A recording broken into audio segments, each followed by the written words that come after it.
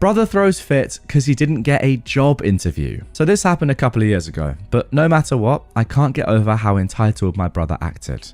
For context, my brother, who was at the time about 23 years old, and my older sister, who was 28, both applied to one of the only jobs hiring near where they lived. The job was for a cashier position, which my sister had several years of experience in customer service, while my brother only worked 1 year at a factory in his life and quit because he didn't get a raise, claiming it was unfair when staff who worked there for 5+ years got raises.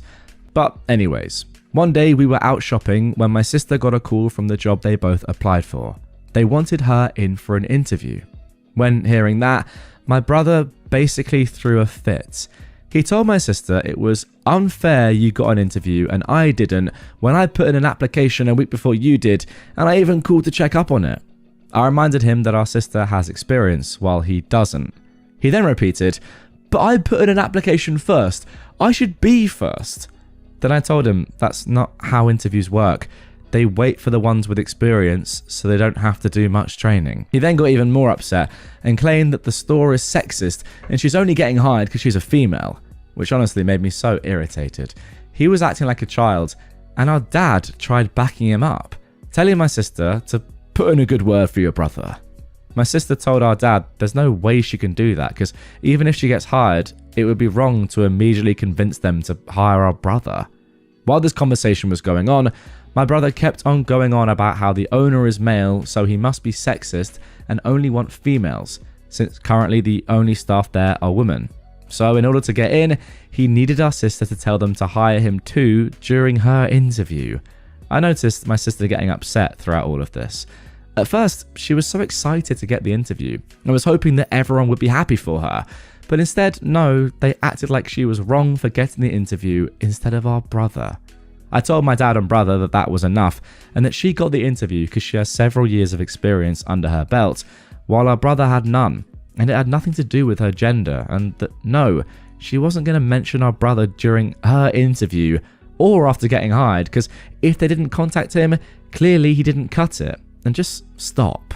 After that, everyone went silent. I mean, this is absolutely crazy because what your brother, OP, is asking your sister to do, and for some reason your dad is supporting him on this, is to potentially sacrifice her own job, her own career, if she does, get this job. By the way, she's only got an interview so far, for the sake of her brother.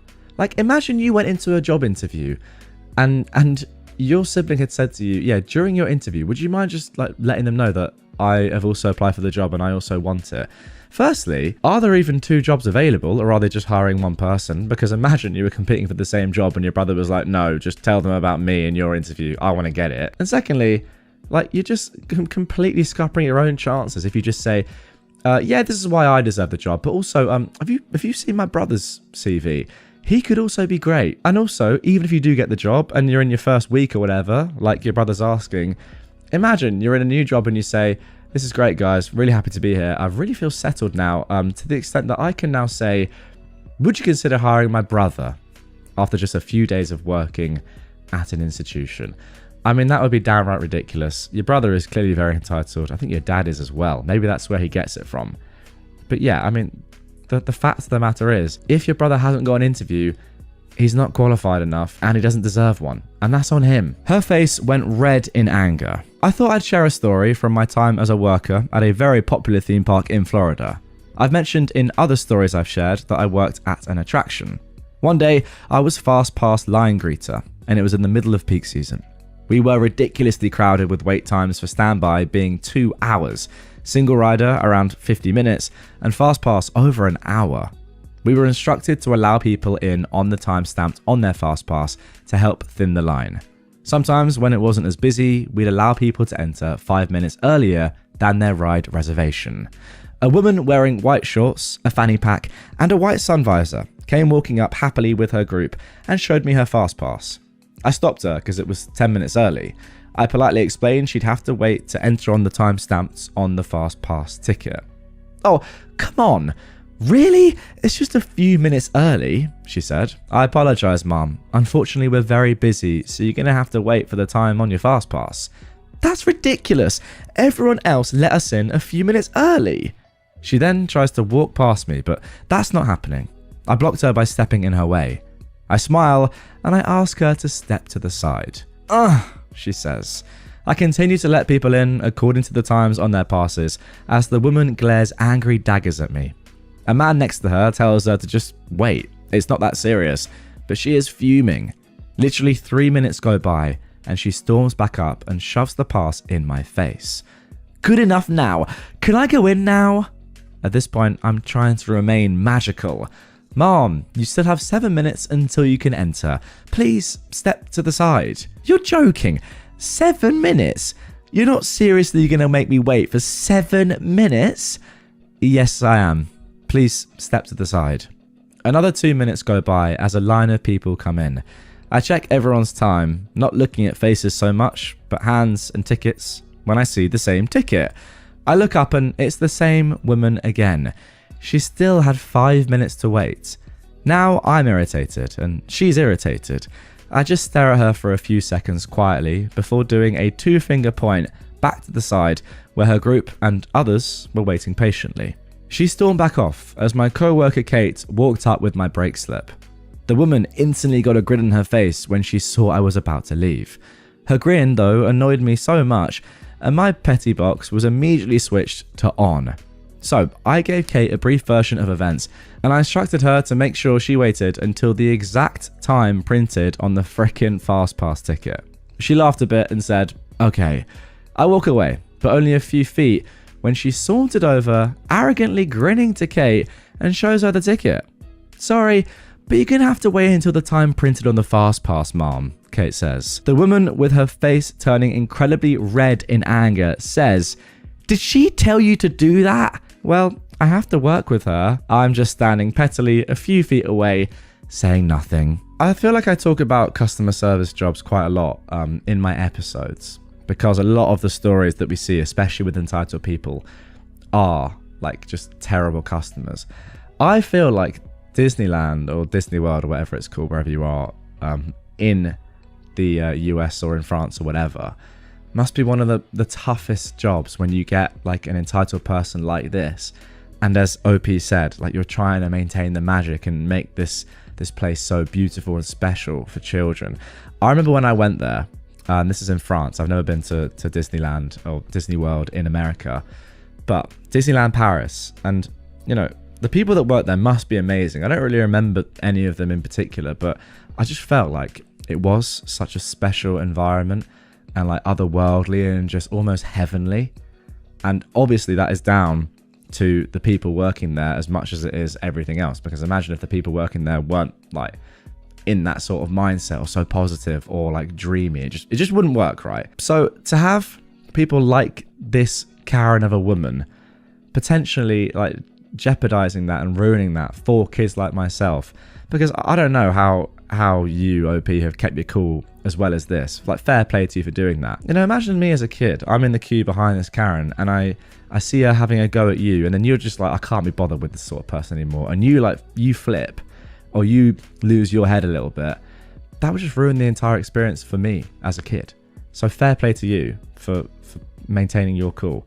The point being, I feel like this would be one of the worst sort of customer service roles there is at an extreme, because you have to stay so professional and so positive.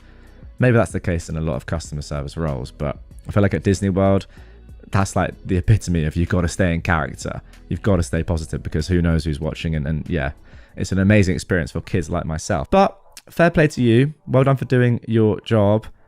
But yeah, I don't think I'd be able to manage with people like this. Revenge by my dad on the man who harassed his sister. I lost my dad 20 days ago. The hurt is fresh. Not sure of the legality, but since Dad is gone, I guess this story can't harm anyone anymore. That is how you know this is going to be nuclear, when you read a sentence like that. My dad was my hero in more than one way. He was a wonderful storyteller, and there are so many stories about him. Here is one that is my personal favourite. My dad is the youngest of 9 siblings. He had 6 brothers and 2 sisters. He loved his siblings, and as the youngest sibling, he was loved and pampered. One thing that me and him share is our short temper. As a young man, my dad was known to be volatile. When he was 19, his second older sis, let's call her Cami, was married to a military man. He was mostly posted on the border. We are Indians. This meant my auntie Cami was living with her in-laws, like many women in India still do. The problem was her older brother-in-law. Let's call him Alex for a-hole. Alex was a goon, an extortionist, an abuser, and yes, an R-worder. He was scary. He was known for being physically imposing at 6'8". He was well built and was unbeatable in fights. No woman was safe when he was around. After my aunt Cami got married to her husband, the nasty brother-in-law Alex set his sight on her. He began harassing her, forcing her to sleep with him. The family did nothing to protect her. This went on for weeks. She was tired of fighting and was totally shattered emotionally. One day, she found the courage to talk about it to one of her older nephews, who was 18 at the time. He went home to my dad and broke down about how Cami was suffering and how her honor and life is at risk. This enraged my dad, but he realized that he wouldn't be able to take down the monster that Alex is all by himself. He gathered his friends, his older nephews, and together they hatched a plan. Actually, they had no plan. The plan was just to beat the absolute heck out of Alex, to send him a message, but they wouldn't be able to do this when he was sober. So they waited for the evening when he was usually drunk. My dad and his friends drank as well, for liquid courage. They then waited for him in the dark roads of their village, which still had sketchy electricity. Then they pounced on him as soon as they had the chance. It was 6 young drunk fools against this one mountain of a guy. While drunk, he was still able to fight well. Alex also had a bunch of minions who, unknown to my dad, were right behind him. It became a free-for-all. My dad, drunk and in the frenzy of the fight, grabbed a piece of wood he found on the road and hit Alex with all his might, straight on the head. And then my dad and his friends ran off because someone had called for backup and these young lads weren't sober enough to come up with a plan or a sane idea. Dad somehow made it home, showered and slept. The next day he told his mum they got into a fight and stuff went down. As he was telling his mum what happened, Dad was informed by his brother that the cops were looking for him. Grandma told Dad to lay low for a bit. Unfortunately, Alex made it to the hospital and was able to give a statement. Dad was on the run for a bit, but later surrendered because, according to him, I was tired of eating terrible food. They, honest to God, surrendered to the cops and demanded a good meal. Wow. The case was dismissed and Alex did manage to live, but he didn't survive for long. The injury my dad gave him chased him to his grave in a few months. This story is something Dad always likes to tell. He has zero remorse for what happened to Alex, because in his words, not a single woman was harmed or abused in their village after this incident. I miss my dad. I'm sure he had many more stories like this, but I will never know them. Okay, there we go. A pretty serious story to start, but yeah, respect to your dad, I suppose. The one thing I'm not entirely sure about is even if this story did come out when your dad was still alive, I don't think there would be enough evidence to really like convict him that much later on. But I mean, it's probably a good thing that it didn't really come out anyway, and that, you know, it wasn't public information like it is now when he was still around. But yeah, I mean, look, I'm not a violent person. I've never been in a fight in my life. But when stuff like this happens, who am I to say that violence isn't the answer? Seriously. I mean, if people didn't get this sort of treatment done to them at points in their lives, I think like they might just carry on doing stuff like this. It gets to the point where if somebody is causing this much pain, and I mean physical pain, not just emotional pain, of course, like how are they ever going to learn? How are they going to stop doing it? Maybe they never will. Maybe the answer is just to put them in jail for life.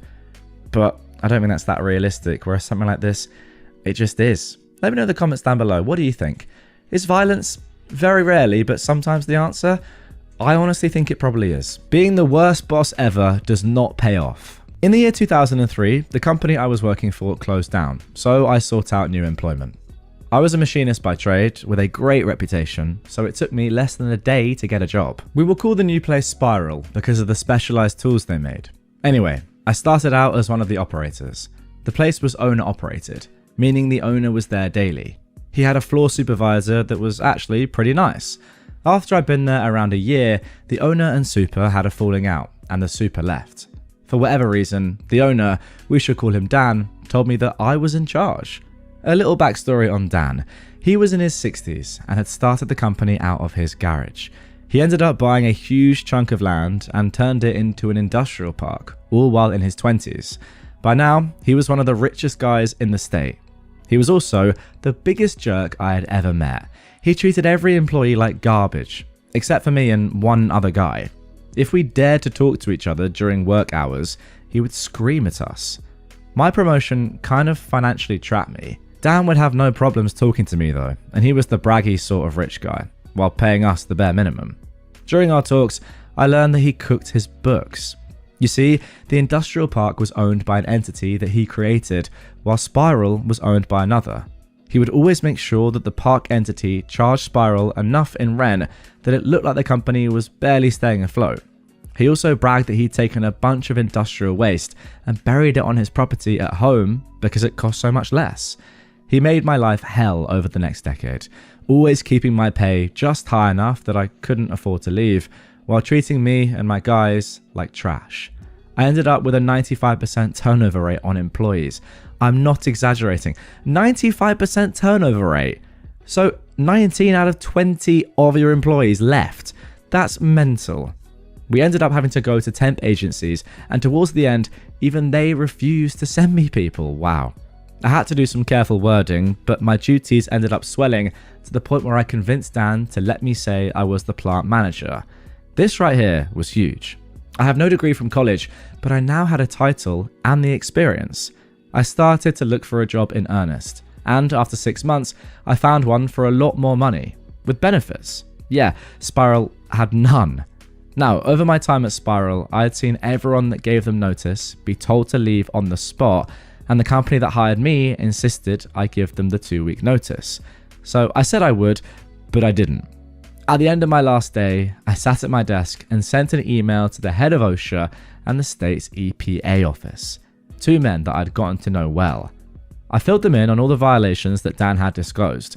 I also sent an email to the state's attorney about the books.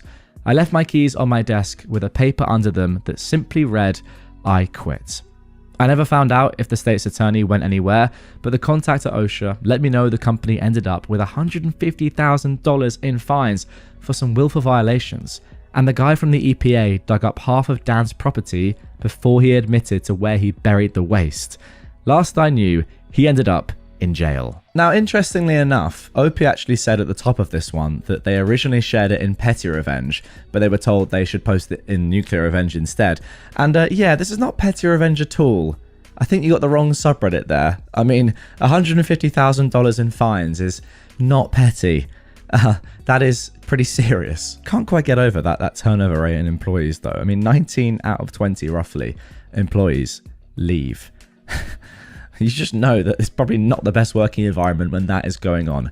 Goodness me. Okay, now we're shifting things up and moving over to a different subreddit, so these stories probably aren't as nuclear, but don't worry. They are revenge stories, and that is the name of the subreddit nonetheless. I blackmailed the maintenance man at my grandma's senior centre. Hi, I am a 41-year-old woman. I had to do some community service for a misdemeanor charge I was found guilty of, so I went to the senior centre in my town. Immediately upon arriving and being introduced to the person in charge, aka the maintenance man, he was hitting on me. We did no work at all. We walked straight through the cafeteria and out the back door and sat on a bench where he proceeded to tell me how awful his life was, how he was in a loveless marriage, his wife was handicapped, on and on. I felt bad for him until he started talking about the other girls that came through. They sent him pics and he signed their paperwork to say they did their community service. Maybe I wanted to do the same? I don't remember what I said, but I left and didn't go back, pretending it didn't happen. Then I only had a week left in my sentence to have my community service done, and I didn't do any of it. I had 4 out of 40 completed, so I did the only thing I could think of. I texted the maintenance man and told him I wasn't going to send him nudes, but he was going to sign my paperwork, or I would tell his boss and the court what he was doing. So he signed it. Then I told my probation officer not to use them anymore and why. I wanted to call his boss, but never did. I just wanted to make sure that he wasn't taking advantage of the women in that program anymore. Just to clear things up, he is no longer part of the program because I did turn him in the same day I blackmailed him. I regret not doing it sooner, and I regret not telling his employer and his wife. Funny ending to this one is one day I was at work telling some girls about this guy, and later on that day, one of them pulled me aside and told me that the maintenance man is her stepdad. She started crying, saying she knew he was doing this to her mum, but her mum won't believe her, and maybe now she will. I felt terrible for her. I told her to have her mum call me and I would tell her all of it, but I never heard anything, and as far as I know, they're still together, and he still works there. Which sucks, because now I'm 50 and can go there, and it's awesome. The craft room is insane. They have a choir, lots of exercise equipment, free transportation, and day trips everywhere, but I don't want to see him. If I had the balls, I would totally go and make sure I said, hey, remember me? Oh god, what a horrible person. I mean, just what a horrible person. I really wish that, like, you know, this isn't, as I said, this isn't from Nuclear Revenge. This is just from r/revenge stories. And this is one of those stories where I wish the revenge was nuclear. Like, the fact that that guy is still working there now is ridiculous.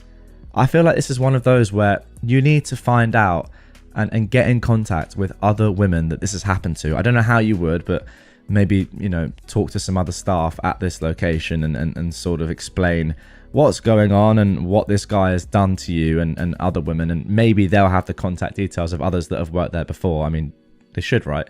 They should have the community service details.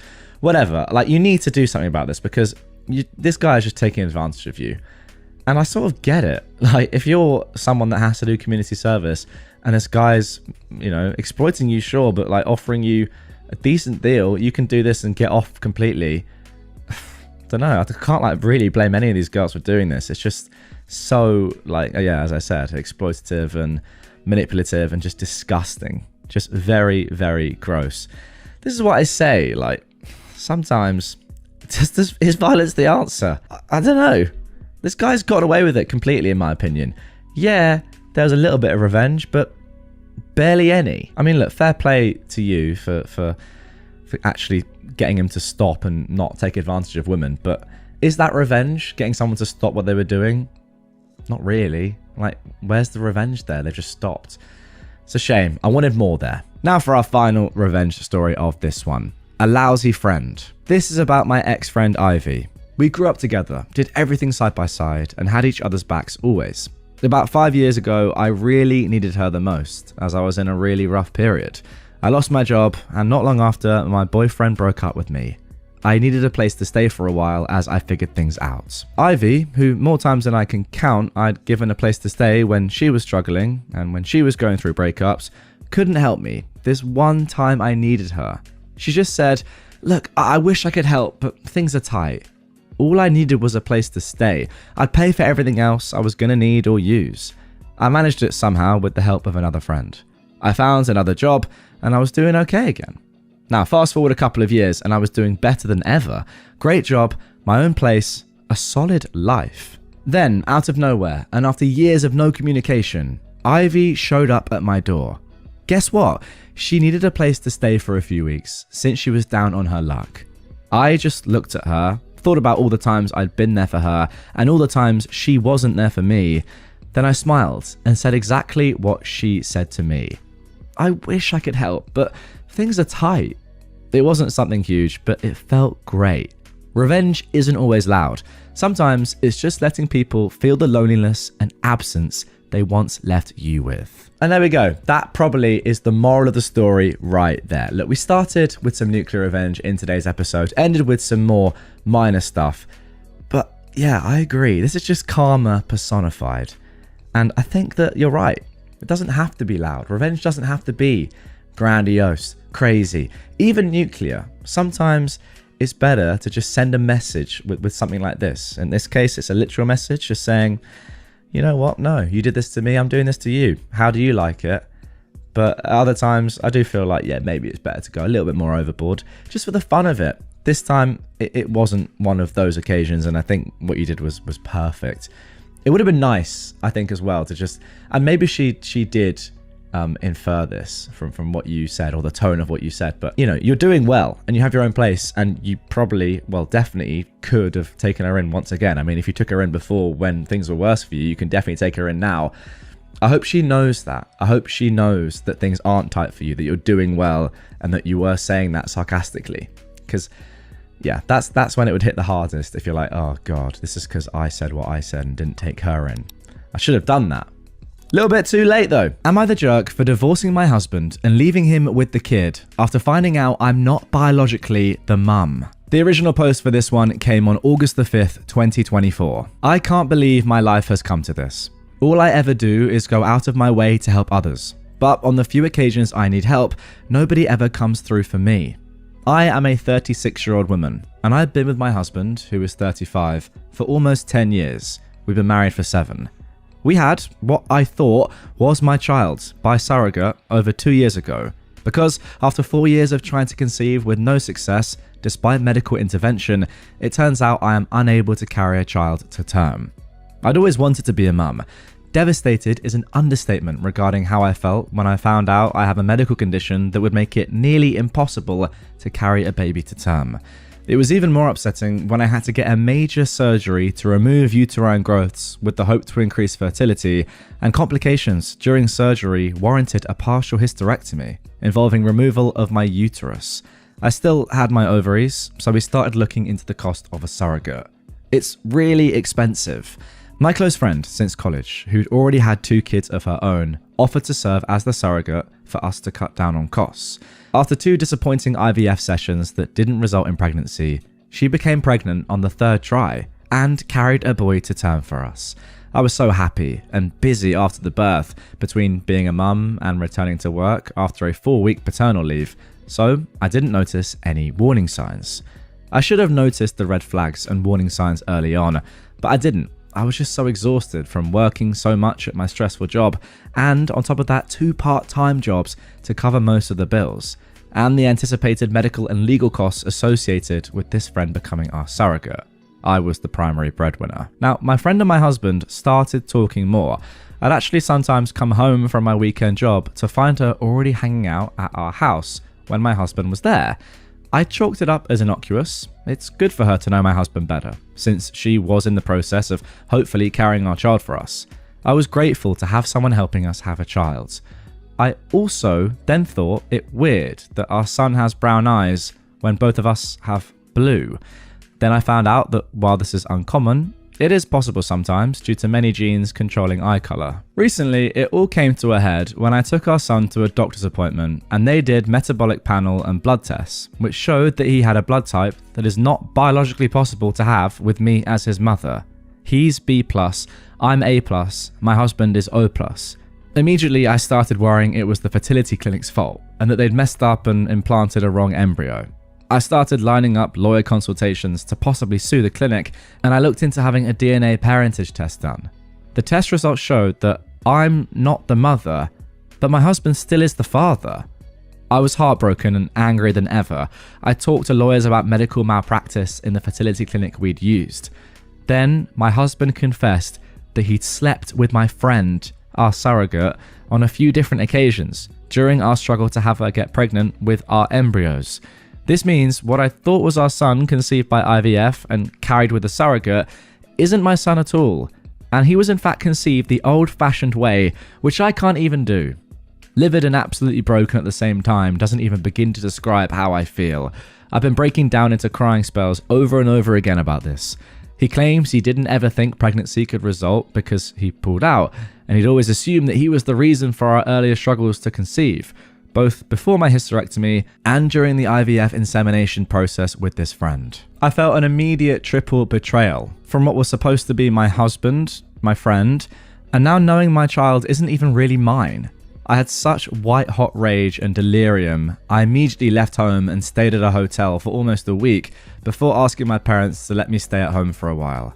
I admit I left our son with him. I'm now filing divorce because he cheated and betrayed me in the worst possible way. I've also cut off my friendship with my friend, the surrogate, and I feel afraid to trust anyone else now. I've seen a divorce lawyer to see about giving up my legal rights to this kid, so I don't have to face such betrayal or owe child support. My husband and friend, surrogate, admit they were wrong and keep apologising, but also called me immature and heartless to just give up on my son like that. My parents also say I can't just give up on a kid that I went through so many legal and medical hoops to have. When I told them I refused to stay in a cheating marriage and I'd rather adopt someday with a better, more trustworthy partner, they also told me that I was wrong and that maintaining my parental rights isn't much different than if I adopted outright. They said it isn't blood that makes a family. They're all about me divorcing my cheater husband, but they keep telling me I'm making a mistake giving up my parental rights. Some of my other friends agree with what I'm doing. A few admitted they weren't big enough to swallow pride and care for an affair baby, or to see daily reminders of my friend/surrogate's betrayal every time I look at her son. I just want a clean break and a fresh start. I'm also looking at relocating several states away.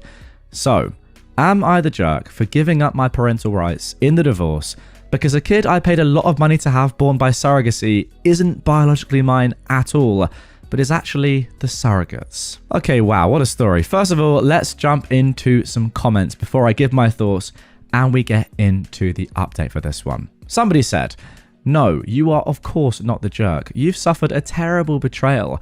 Only you can say what's best for you." Personally, I wouldn't be able to look at the child without being hit with the betrayal again and again. Your parents and friends don't have to actually deal with that situation, so they don't get a vote. Your soon-to-be ex is a real piece of work. You're immature? I'd want to throw up if I was in the same room with him. Please get some therapy to work through this. Don't let these two jerks hold you back from living your best life. Completely agree with all of that, by the way. The immature comment is just ridiculous. Like, when you know you're in the complete wrong and then you have a go at the person that you've done this to by calling them immature, it's insane. Anyway, OP replied to this saying, he feels like biological maternity shouldn't matter that much when it means that I am finally fulfilling my dream of becoming a mother. He says that if I adopt someday, I'm still going to have to raise a child that isn't biologically mine.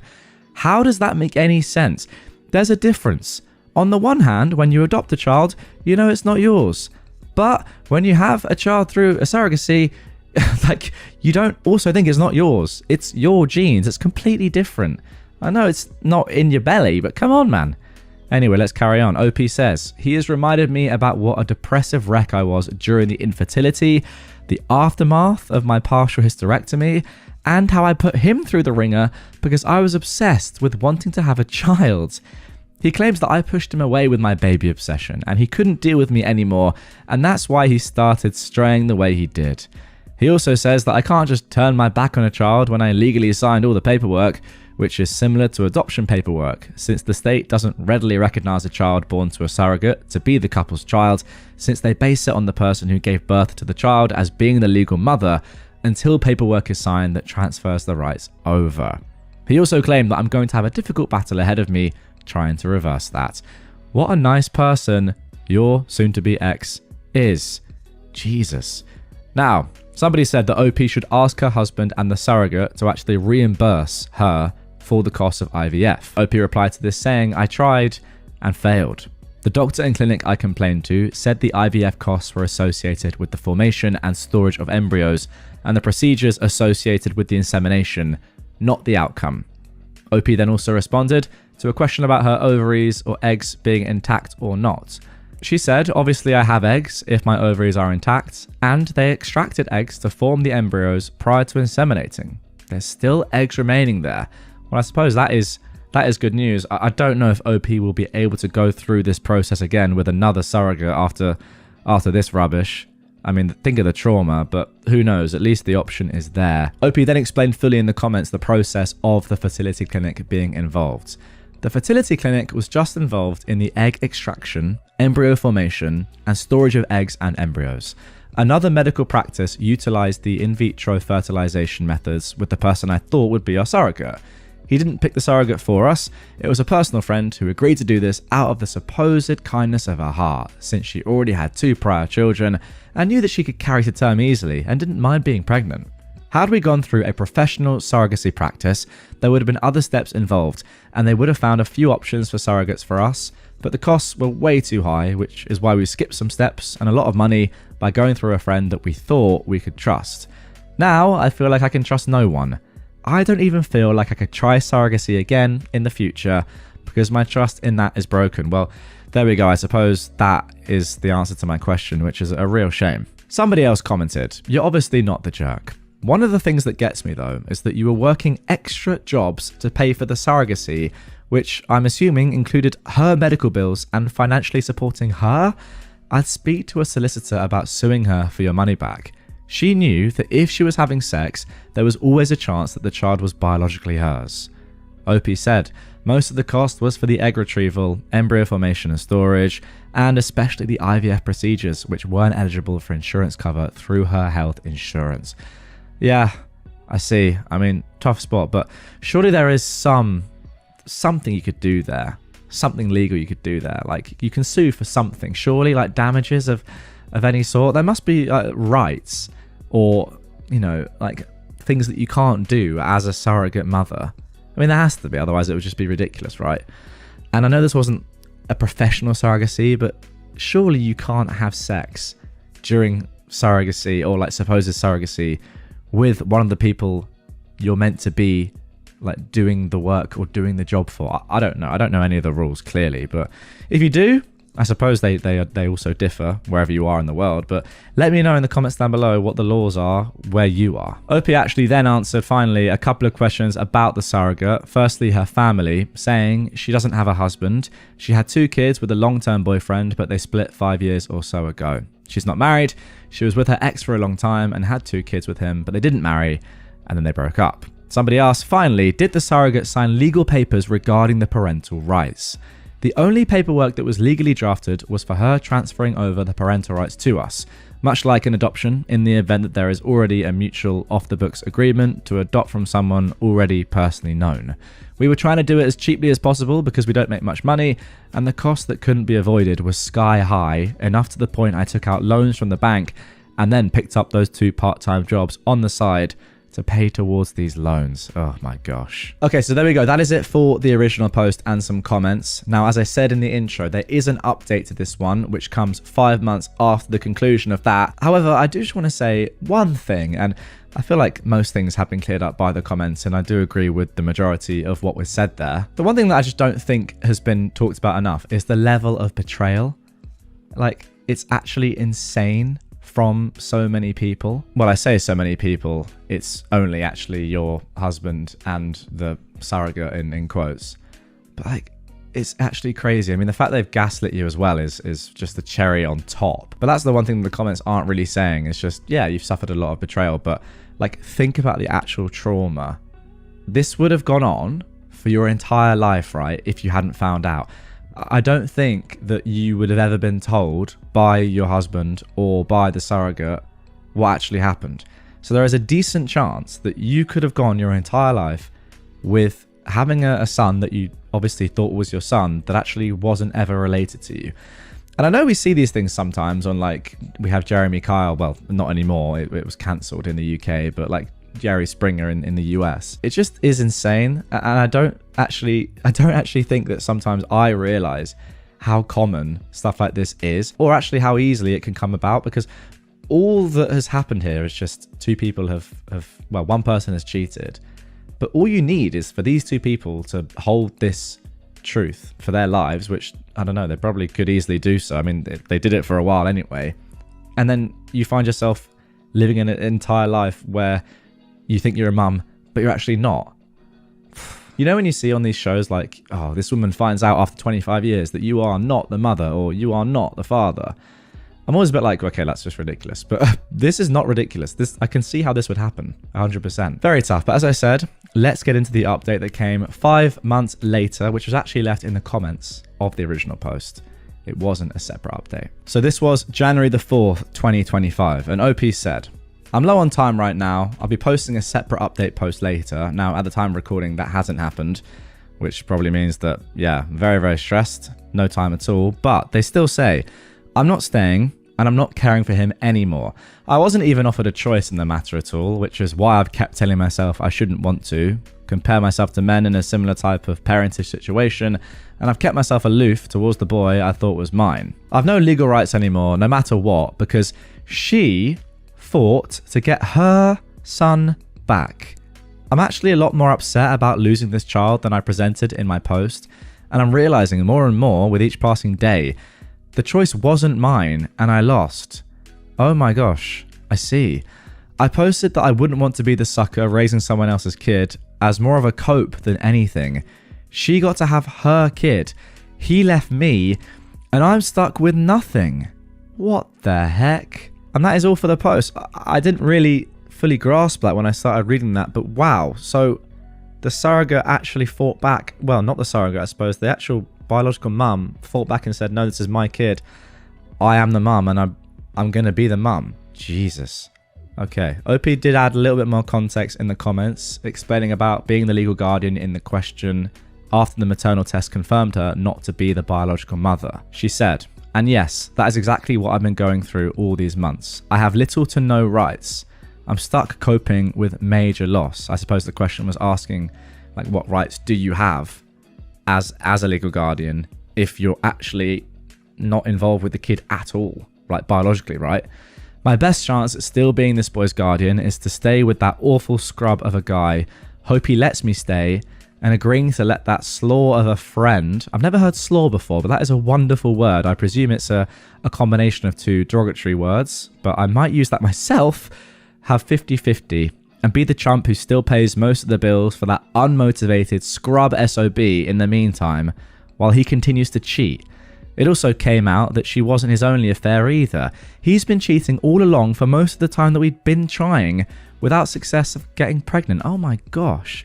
So for anyone who acts like I'm selfish or I make their blood boil, they can go F themselves. They don't know me like that, and I don't have any real choice in the matter.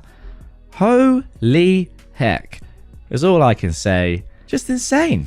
Just absolutely insane. Like, wow, what a story. I'm absolutely shocked at that outcome.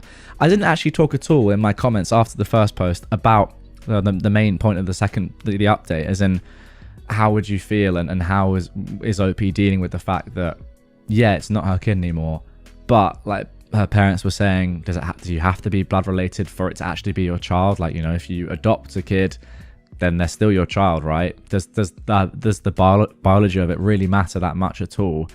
OP said at first that it did matter. Suppose a few months later she realized that it doesn't matter, or at least doesn't matter as much. But you know, after 2 years of raising a kid, to then just have them taken away like that, even though they're not yours, is yeah, clearly more impactful, I suppose, than OP expected. But Jesus, I mean, somehow the surrogate, in quotes once again, and your ex, or soon to be ex, I suppose, I guess he left you said in the update, are even worse than I first thought from reading the original post. Wow, that was a very short update, but one of the most impactful and just like destroying that I've read. I'm actually slightly lost for words. One of my boyfriends, who is 21, best friends, who is 22, family's house burned down in the California wildfire. His family is him, his pregnant wife, and his toddler, and they are now coming to live with us in our small apartment.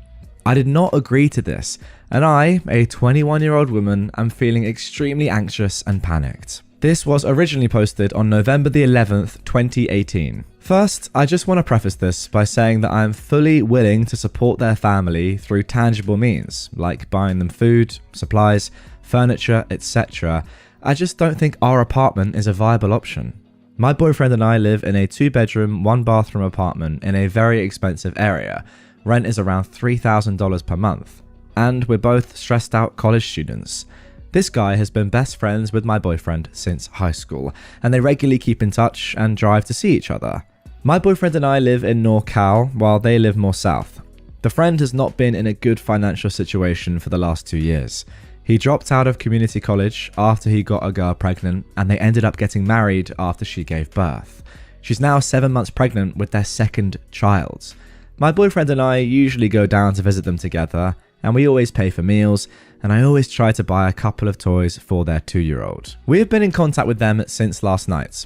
They were able to safely evacuate and bring some essentials, including their car, but their house has burned down. My heart aches for their family, and I really want to help them by transferring money or even calling some of my friends who live in SoCal to see if they are willing to take them in. But during a FaceTime call this morning, my boyfriend immediately, without any hesitation or asking me, offered up our small apartment to them.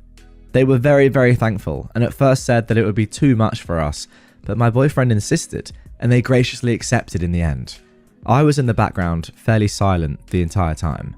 After my boyfriend hung up, I asked him why he just extended the offer without even asking me, and he acted shocked and said that he thought that I would 100% support his decision.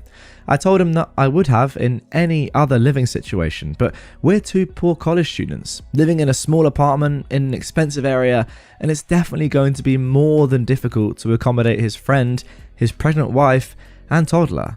My boyfriend said that I was being a bit selfish and that they just lost their house and that I should be more understanding and sympathetic. Yeah, to be honest, I kind of agree with your boyfriend at this point in the story. I'm sure things are going to get a little bit more difficult as we go on though. OP continues, don't get me wrong, I agree that I'm being selfish, but I'm also being reasonable and trying to think rationally. I may be a bit biased since I'm in the middle of preparing for the MCAT, which I'm taking in January, and I really need to do well on it. And dear God, it is not an easy test. For those of you that may not know, I didn't know this myself, the MCAT is the medical college admission test. Okay. Wow, sounds tough. My boyfriend and I are both in very stressful majors that require a load of work and studying, and on top of that, he and I both work part-time. I feel like I'm already so stressed out right now with school, work, and everything. I look forward to quiet time in our apartment that we get to spend. I digress, but I can't help but think of how this changes everything. Of course, this is probably temporary, even though my boyfriend said they could stay as long as they need to, but right now is really not the time. My boyfriend and I argued over this for an hour, and I ended up just heading out for the day. My boyfriend is sticking to his plan, and he texted me saying that he's sorry and that he knows it will be hard, but to remember we're doing a good thing and supporting our friends in a time of crisis. I couldn't help but think that it was really his friend and not ours at all, but I might just be being bitter. They are planning to drive up tomorrow morning. I'm just so worried, stressed, and my anxiety is through the roof. I came home around 2 hours ago and noticed that my boyfriend has already set up a mattress in our second bedroom, which is our office/work area, and set up the couch. I burst into tears and I almost had a panic attack. I just don't know how to deal with toddlers, and I also don't know how to support and take care of a pregnant woman. My boyfriend comforted me, but I can't help but feel a bit resentful right now. He agreed to this without asking me, and I can't fight back now. I seem like such a horrible person. I'm still crying in our room as I'm typing this, and my boyfriend went out to stock up on groceries. God, I don't know what to do, and I feel so panicky. What can I do at this point, Reddit? I'm at a complete loss. Okay, so there we go. That is it for the original post. And I've got to say, when I first read the title and even like a few paragraphs here, I'm kind of thinking to myself, like, yes, you're going through a lot, OP. And I understand that. And you've got your exams and you're struggling just in life generally. Well, not struggling, but you know, you're under a lot of stress. But I mean, these people have had their house burned down, and there are levels to this. However, the more and more that I read, the more I'm thinking this probably just wasn't a good fit, and surely there's someone else out there that could take these people in that, you know, has more space, has more time, has more resources. I mean, maybe there isn't, but you would think that there is. And if there isn't, then fair enough, and fair play to your boyfriend for doing this. But the way he's gone about it, not asking you at all, that can't be a good thing. Like, his generosity and his selflessness is unbelievable, and I wish I was as selfless as this guy seems to be.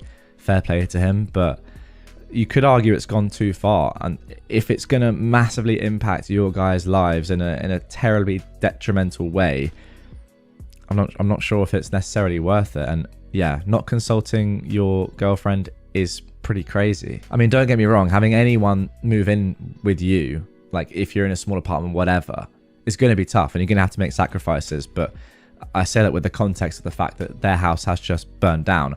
But it does seem like in this circumstance, it's not worth it. I don't know. It's close. Let me know in the comments down below what you are thinking right now. Obviously, there is an update to come in this one. I'm just thinking, like, if it's causing you to have panic attacks in your room and just be crying and feel so much resent and, like, yeah, just hatred, I suppose, that's not worth it. Now, one thing that is really interesting that I have to include here, and OP included this in a comment down below in the original post, is this. To be very honest, I'm not the biggest fan of their family. From what I could tell from visiting them with my boyfriend, they do not have their stuff together. While we visited them around 3 months ago, the wife regularly went out and partied while pregnant, and their toddler is extremely badly behaved. While I was there last time, I had to help change the toddler's diaper while the wife was out partying and my boyfriend and his friend were playing video games. Okay, so maybe that's the context we needed a little bit more of, like on top of all the fact that you don't have the resources to deal with them, you also just don't like them.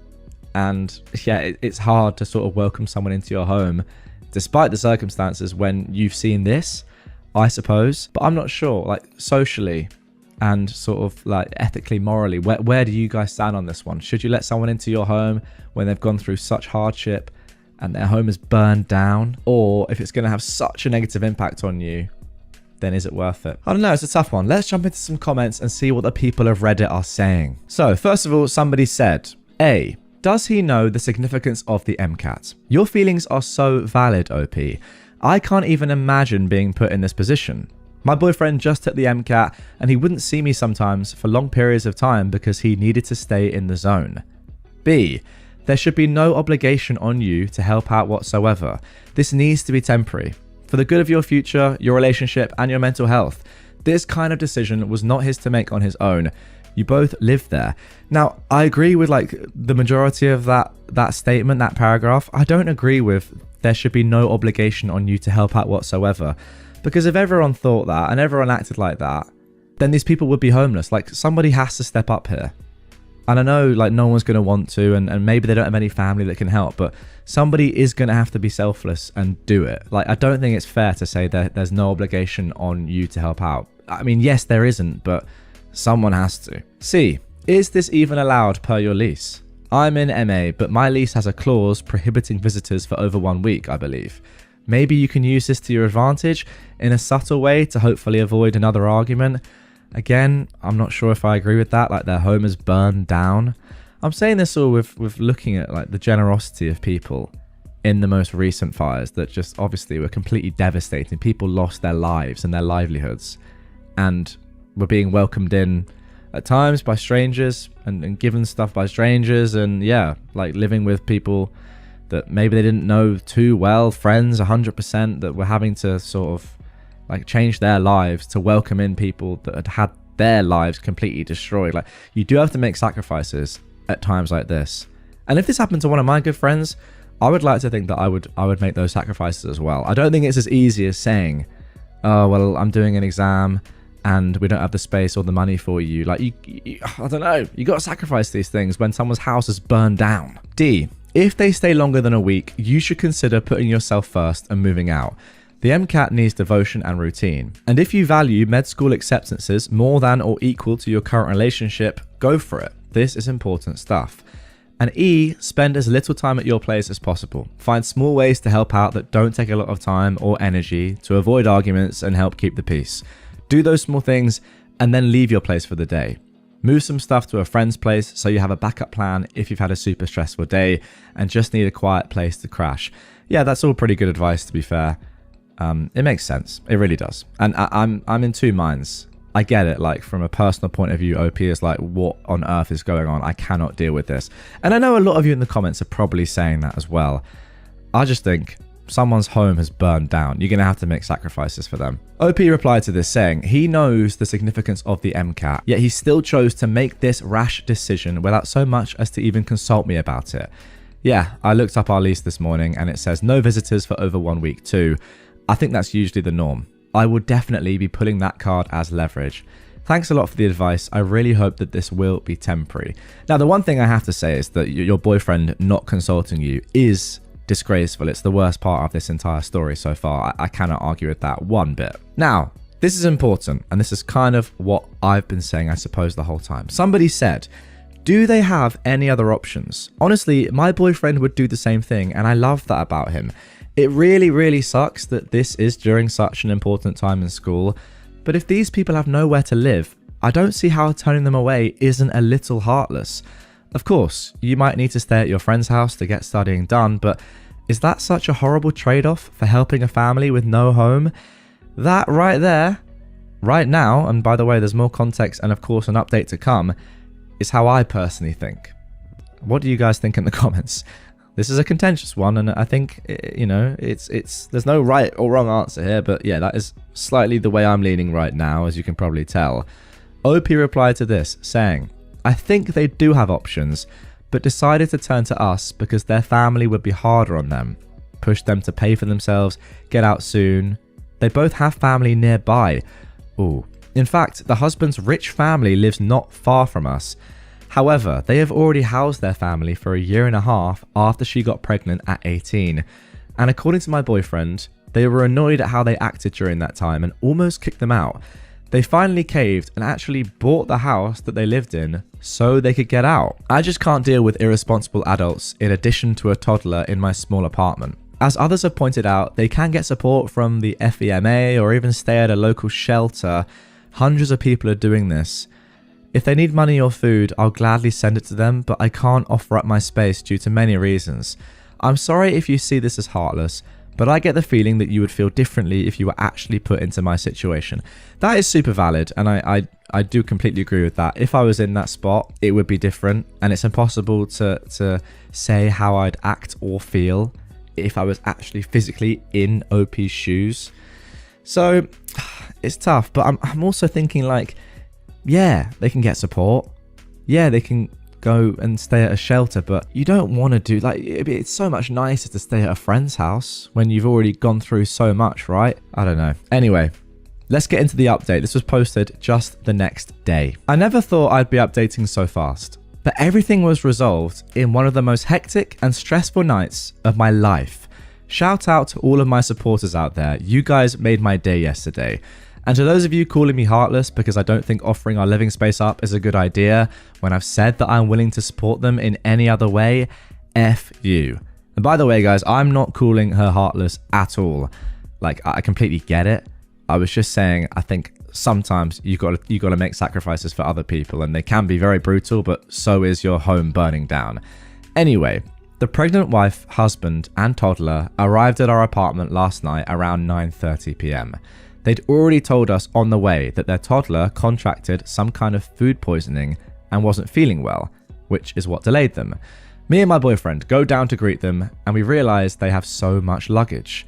There were 2 large suitcases, a duffel bag, and like 4 Trader Joe's shopping bags filled with random stuff and half-eaten food. Okay, cool. That's going to be fun, lugging up the stairs. I hate that from OP. What are you talking about? Obviously they have stuff. Like, their home's burned down. What are you expecting them to have? Just like only the clothes that they're in? Obviously they're going to have like some form of suitcase that you're going to have to carry upstairs. Like, that tone is, I don't agree with that. Anyway, let's carry on. So my boyfriend and the husband starts to bring their stuff up while I stay back and half carry the pregnant wife up the stairs because she feels too tired and nauseous. We get upstairs and I ask where Jake, the toddler, is. And the wife realizes she forgot to unbuckle him from the car seat and left him in there. She asked if I could go down and grab him.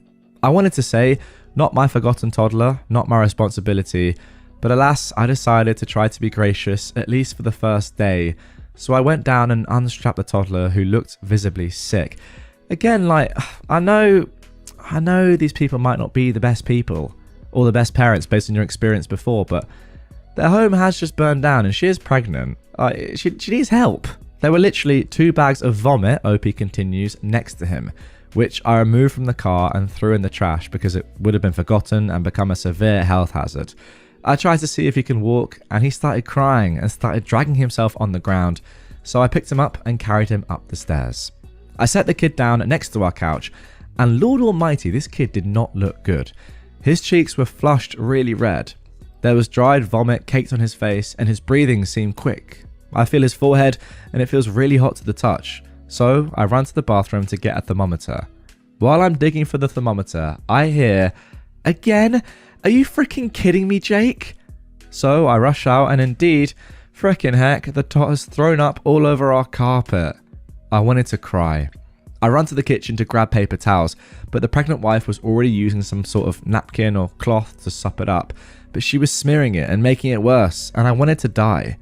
I came to help her, and the tot is screaming at this point, while she is yelling at him to shut the F up. My boyfriend and the husband came over to help, but the wife told them to go away because she's got it handled. The wife asks if I would mind taking him to the bathroom to rinse him, and the only reason I say yes is because I'm seriously worried about the kid. I strip him and run warm water in our tub and put him in. Then I put a thermometer in his mouth, and lo and behold, he has a temperature of 106 degrees. Not a good sign at all. That, paired with symptoms of vomiting, rapid breathing, and looking really lethargic, is a combination good enough for the ER. So I yell for the mother to get to the bathroom and ask her where she thinks he got the food poisoning from. She says she doesn't know, he's just eaten fruit for the past 2 days. I'm freaking out because his symptoms are consistent with meningitis. The poor kid keeps grabbing his head and crying, so clearly he's got a headache too. I ask her if she's gotten him vaccinated for meningitis, and she said she doesn't think he's been vaccinated at all. I'm going into panic now. I feel Jake's neck and I try to ask him slowly if he feels like it's difficult to move. He just cries more. I ask her to call for my boyfriend and husband and explain the situation to them, and the husband confirms the baby has not been vaccinated for the meningococcal back, hope I'm pronouncing that correctly, so it's a no-brainer at this point. I tell them how life-threatening this infection is and that it may leave Jake paralyzed. The wife bursts into tears and gives the okay, so all 4 of us plus Jake get in their car to drive to the ER. My boyfriend is driving and I'm in the back cradling Jake and checking for rashes on his arms and legs with a cell phone flashlight. The wife is still crying. I'm close to crying. We finally get to the ER and I tell them there is a 2-year-old with symptoms blah blah blah with no vaccination for meningitis and we suspect he has it. They immediately bring him in and asked me if I was the parent, and I said no and pointed to the wife who was trailing behind me in tears. They brought her in with the toddler and told me to stay in the waiting area. At this point, I take my first breath.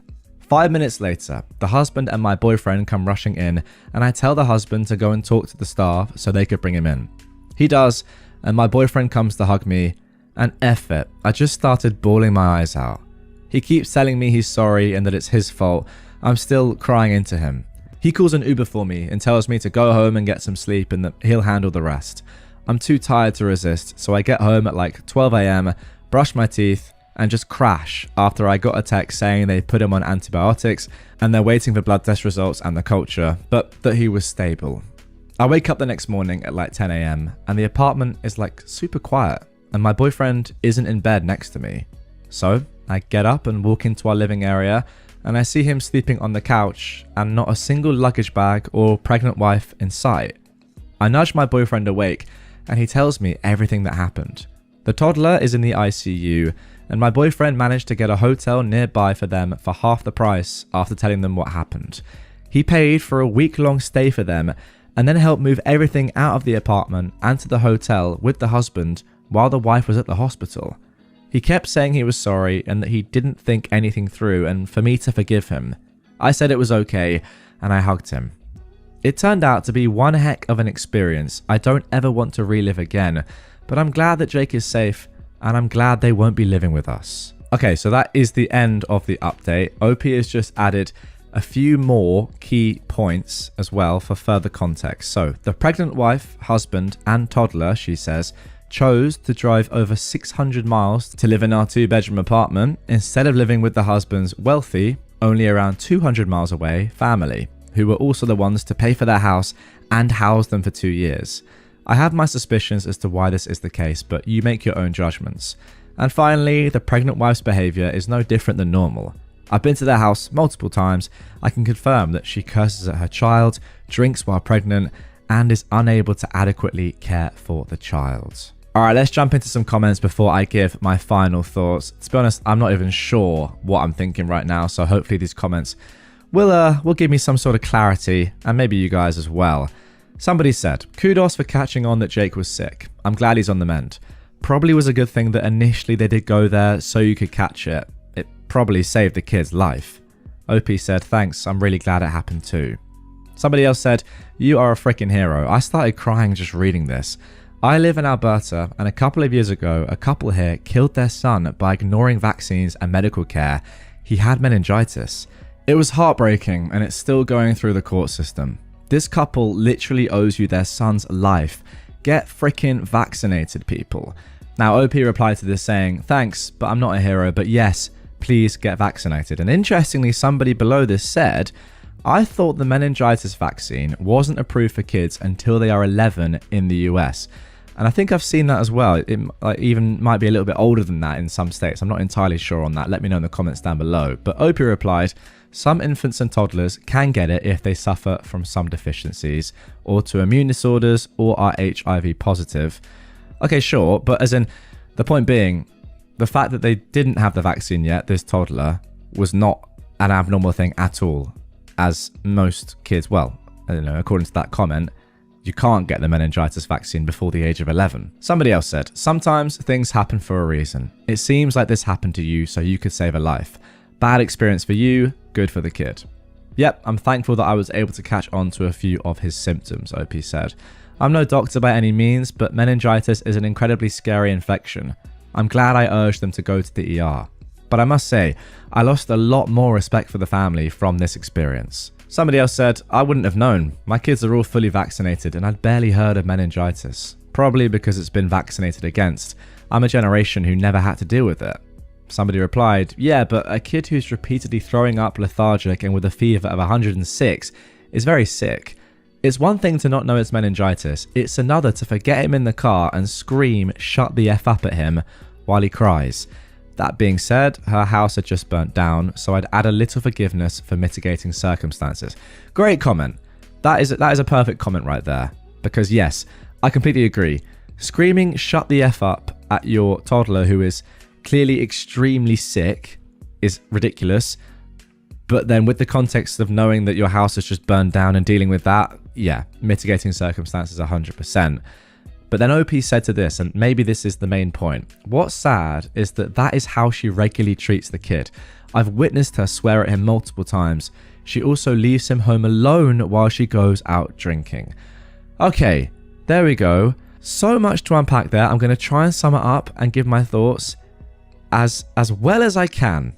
But give me a break. This is going to be tough. Okay, so there we go. You know what? I actually think that with the context now of knowing that this woman is clearly just not a good mum, if we're taking everything that OP says as gospel here, right, which I'm going to do because you kind of have to, then it sort of explains, well, it does explain, let me say, why OP has sort of reacted in this way the entire time. First of all, we have the fact that, yeah, she's just like goes out drinking while pregnant, leaves her 2-year-old kid abandoned at home, etc., etc. That is just disgraceful. Secondly, the fact that they have family nearby, or much nearer by, about a third of the distance away, that are wealthy. They've lived with them before, and they could easily live with them again. Surely, I mean, if you've lived with somebody before and your house has burned down, they're gonna let you live with them again. So all of that sort of new context, I suppose, is definitely valid reasons for OP to say, you know what, I know what you've been through here, but I don't want you living with us because you don't need to live with us, and also we're not in the right sort of space to deal with you. So with all of that being said, I do sort of get what OP is saying a lot more than I did at first. I was just sort of taken aback by, in my opinion, the lack of understanding at first from OP. Their house has just burned down. I mean, how many times have I said that? You've got to make sacrifices for people in that situation. But yes, maybe not these people. And I think that's the key point. And the more that I read here, the more context we got, the more I'm realizing that it's not about their house burning down, actually, at all. It's the fact that these people are not good people, probably. And OP just really doesn't value them at all. Yeah, if it was another set of people whose house had burned down that were good parents and really did have no other options, then OP would be much more inclined to sacrifice. I think that's kind of what I'm understanding here. Let me know if I'm wrong, if you are getting different sort of points from OP, but I think that is the gist of things. And yeah, I suppose it makes sense. I'm still a bit like, oh, just let them stay with you. But I guess if they're not even seeing that their kid is dying in front of them, then probably pretty terrible people, although you did save a life. Take solace from that. And again, I do agree with that one comment about the mitigating circumstances. It's tough to know. There's a lot going on in the story. I'm still not 100% sure what I think, but yeah. You guys let me know in the comments down below what you think. What's interesting is that some people in the comments of this are like, they're not buying it fully. So I want to put this comment on screen. I do want to end with this because I'm not sure if this all adds up, to be honest. I've just sort of semi-skimmed through it again. Let's put this on screen. Am I the only one whose BS sensors are going off? Some things just aren't adding up here. OP somehow picked up diagnosis of meningitis from the few symptoms. Vomit, fever, headache. That's fair. I mean, meningitis is very rare these days. So to immediately jump to that is either very impressive or not 100% true. Then somehow she had time to throw 2 bags of vomit from the car into the trash because it would become a severe health hazard otherwise, all while managing to get a sick toddler out of the car. I think that's all believable, by the way. Yet she actually left the vomit in the carpet of her own home until the next morning, which her boyfriend cleaned up, according to her comments later on. Also, she was trying to paint the parents as some type of anti-vaxxers, but the vaccine isn't even available for 2-year-olds. I think that is a good point. And if the mum was really the type to drink while pregnant and leave her 2-year-old at home so that she could party, you would think that OP would have stepped up and done something about it by now. That's probably like the extreme other way of looking at this story, thinking, okay, let's actually really think about this critically. Again, I'm not sure. Maybe it's a little bit of both. I do slightly get what this comment is saying though. Like, and it's always tough with Reddit because you're only ever reading, well, most of the time, one person's perspective on things. I mean, I'd love to hear from the other couple in this. Ideally from the toddler. I mean, what illness did they really have? But yeah, there we go. I've waffled for too long. This is one where we're going to have a lot of discourse in the comments, probably. So get down there right now. If you're still watching, get down in the comments. If you're still listening, get down in the comments. See what people are saying. Interact with people. That's the beauty of content like this, is that, as I said, there's no right or wrong answer. Get in the comments and see if you agree with people down below. I do not understand this kind of entitlement at all. Lack of basic self-preservation. My daughter is 32 and has a live-in boyfriend who is 34. He's also the father of our grandchild, of whom we have custody. Now, her boyfriend has a level of entitlement I frankly cannot understand. I'm just left with my mouth gaping open at his attitude. He moved to our state over 5 years ago, following our daughter after he was evicted from his family's home for being a deadbeat. Both his mother and aunt have kicked him out and will not allow him to return. His mother kept his dog and kicked her son out. That's funny to me. Since his arrival, he's not held a regular job for more than a week. His most recent example was him working for a grocery store in the deli. He quit after a week when they passed him over for an assistant manager's spot. A week.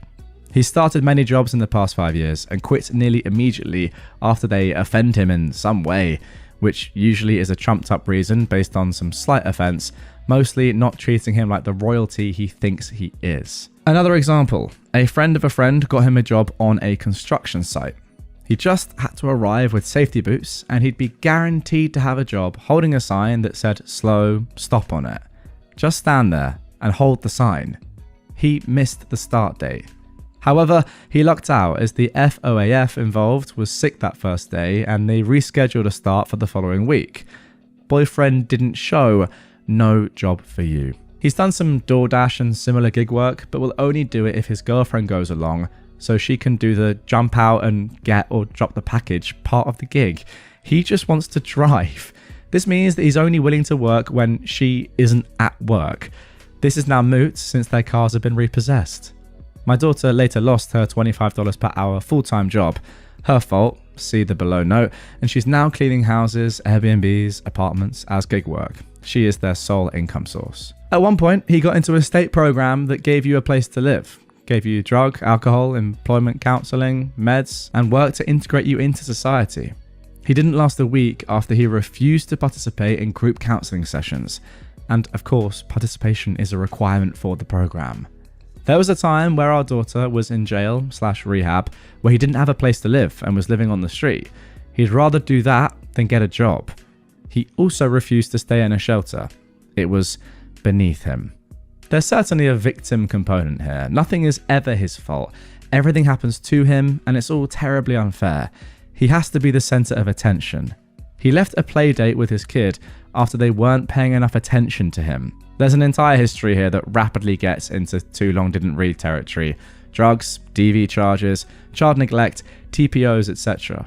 They're all relatively minor misdemeanor charges and issues, the kind of thing the judge gives you probation for. He's also failing to participate in any of his probation requirements, therapy/drug testing, and is likely to be violated soon. Most of what seems to be missing is, to me, basic self-preservation. If I meet my probation requirements, I don't go to jail. If I work this week, I can buy food. He seems to lack any awareness of cause and effect. For the record, he spent about a week in jail after the DV thing and was calling his girlfriend multiple times per day to bail him out. He doesn't like jail, but won't do anything to avoid it. She did bail him out and he missed his court date afterwards. I just cannot understand that he doesn't seem to understand that if you work, then you can eat and sleep in a bed. His avoidance of employment and any form of responsibility is like some sort of compulsion or mental illness. There's nothing rational about it. It strains my liberal brain, the part that says, give people a hand up, not a hand out. He only wants the handout. Any hand up is refused. So, thanks for reading my rants. Apologies for the ellipses and parenthetical remarks. I write like my ADD brain thinks, which is with a lot of parentheses.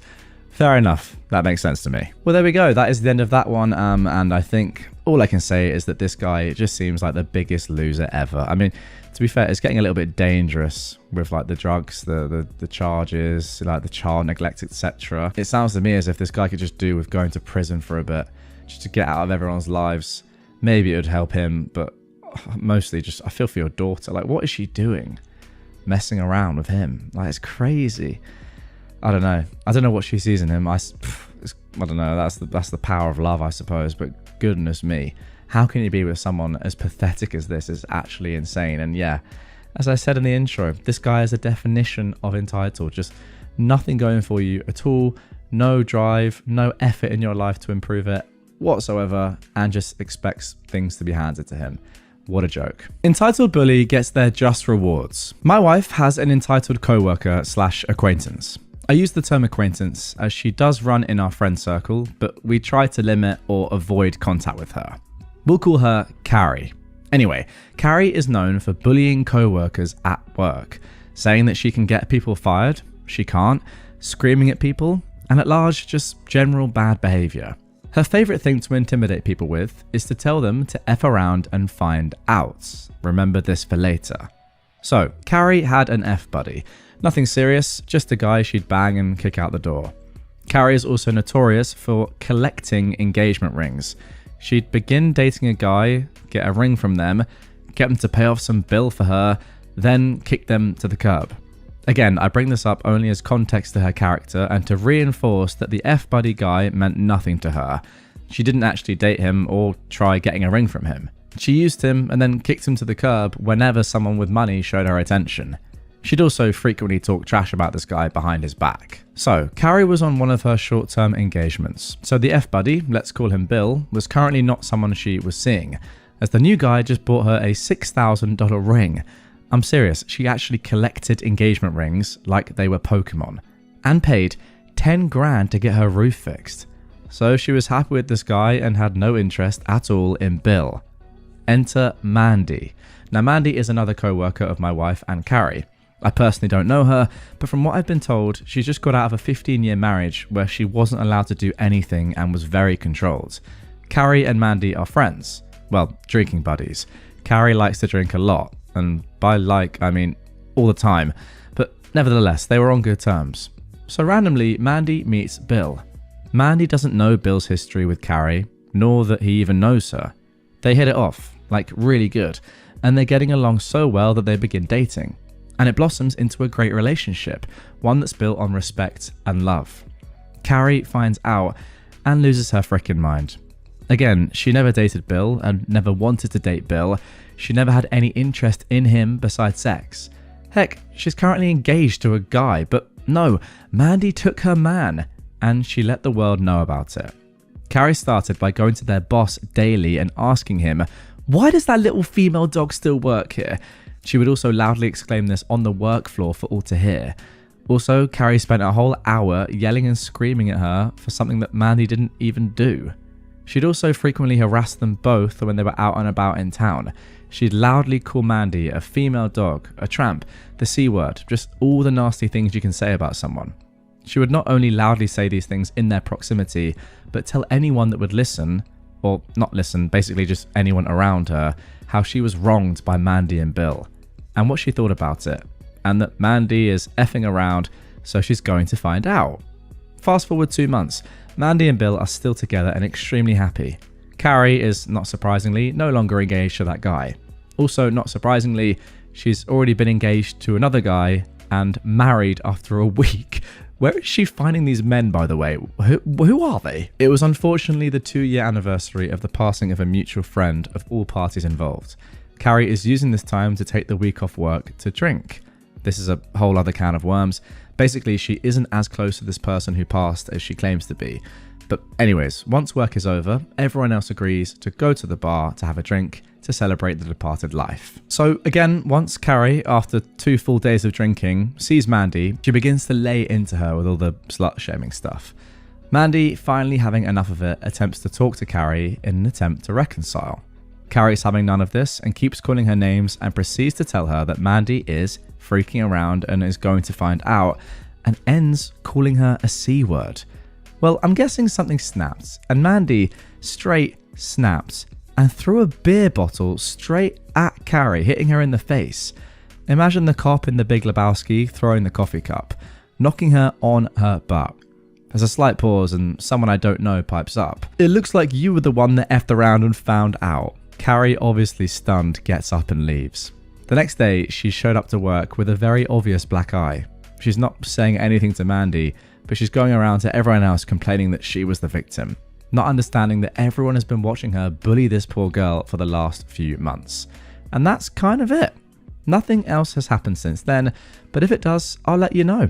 Sorry, this got long-winded. There we go, some classic entitled people karma right there. Like, this person is just a bully, you're absolutely right, and no one was ever going to take her side in this one. And I'm sure that a lot of people at your work are pretty delighted, I mean, as far as you can be delighted that someone has been physically hurt, that she got assaulted, because sometimes that just needs to happen. Now, a few of you in the comments of one of my recent videos, and you were right to do this, by the way, said, when I said about sometimes I do think like a little bit of violence is the answer, you said that's wrong. And I kind of agree. However, again, like, I read something like this. This person's getting horribly bullied. Nothing was changing. Is a bottle in the eye the worst thing? Like, she's fine, isn't she? She's got a black eye. That'll heal in a week. If she's going to stop bullying, I don't know. I'm just saying. Sometimes violence can be the answer in rare, extreme circumstances where everything else has been tried. A little bottle to the eye, you know, maybe that's the way forward. I'm not being 100% serious there, but I don't know. The world's unfair, man. Sometimes you need some good karma like that. Now, the next 2 stories I've got for you today are relatively similar.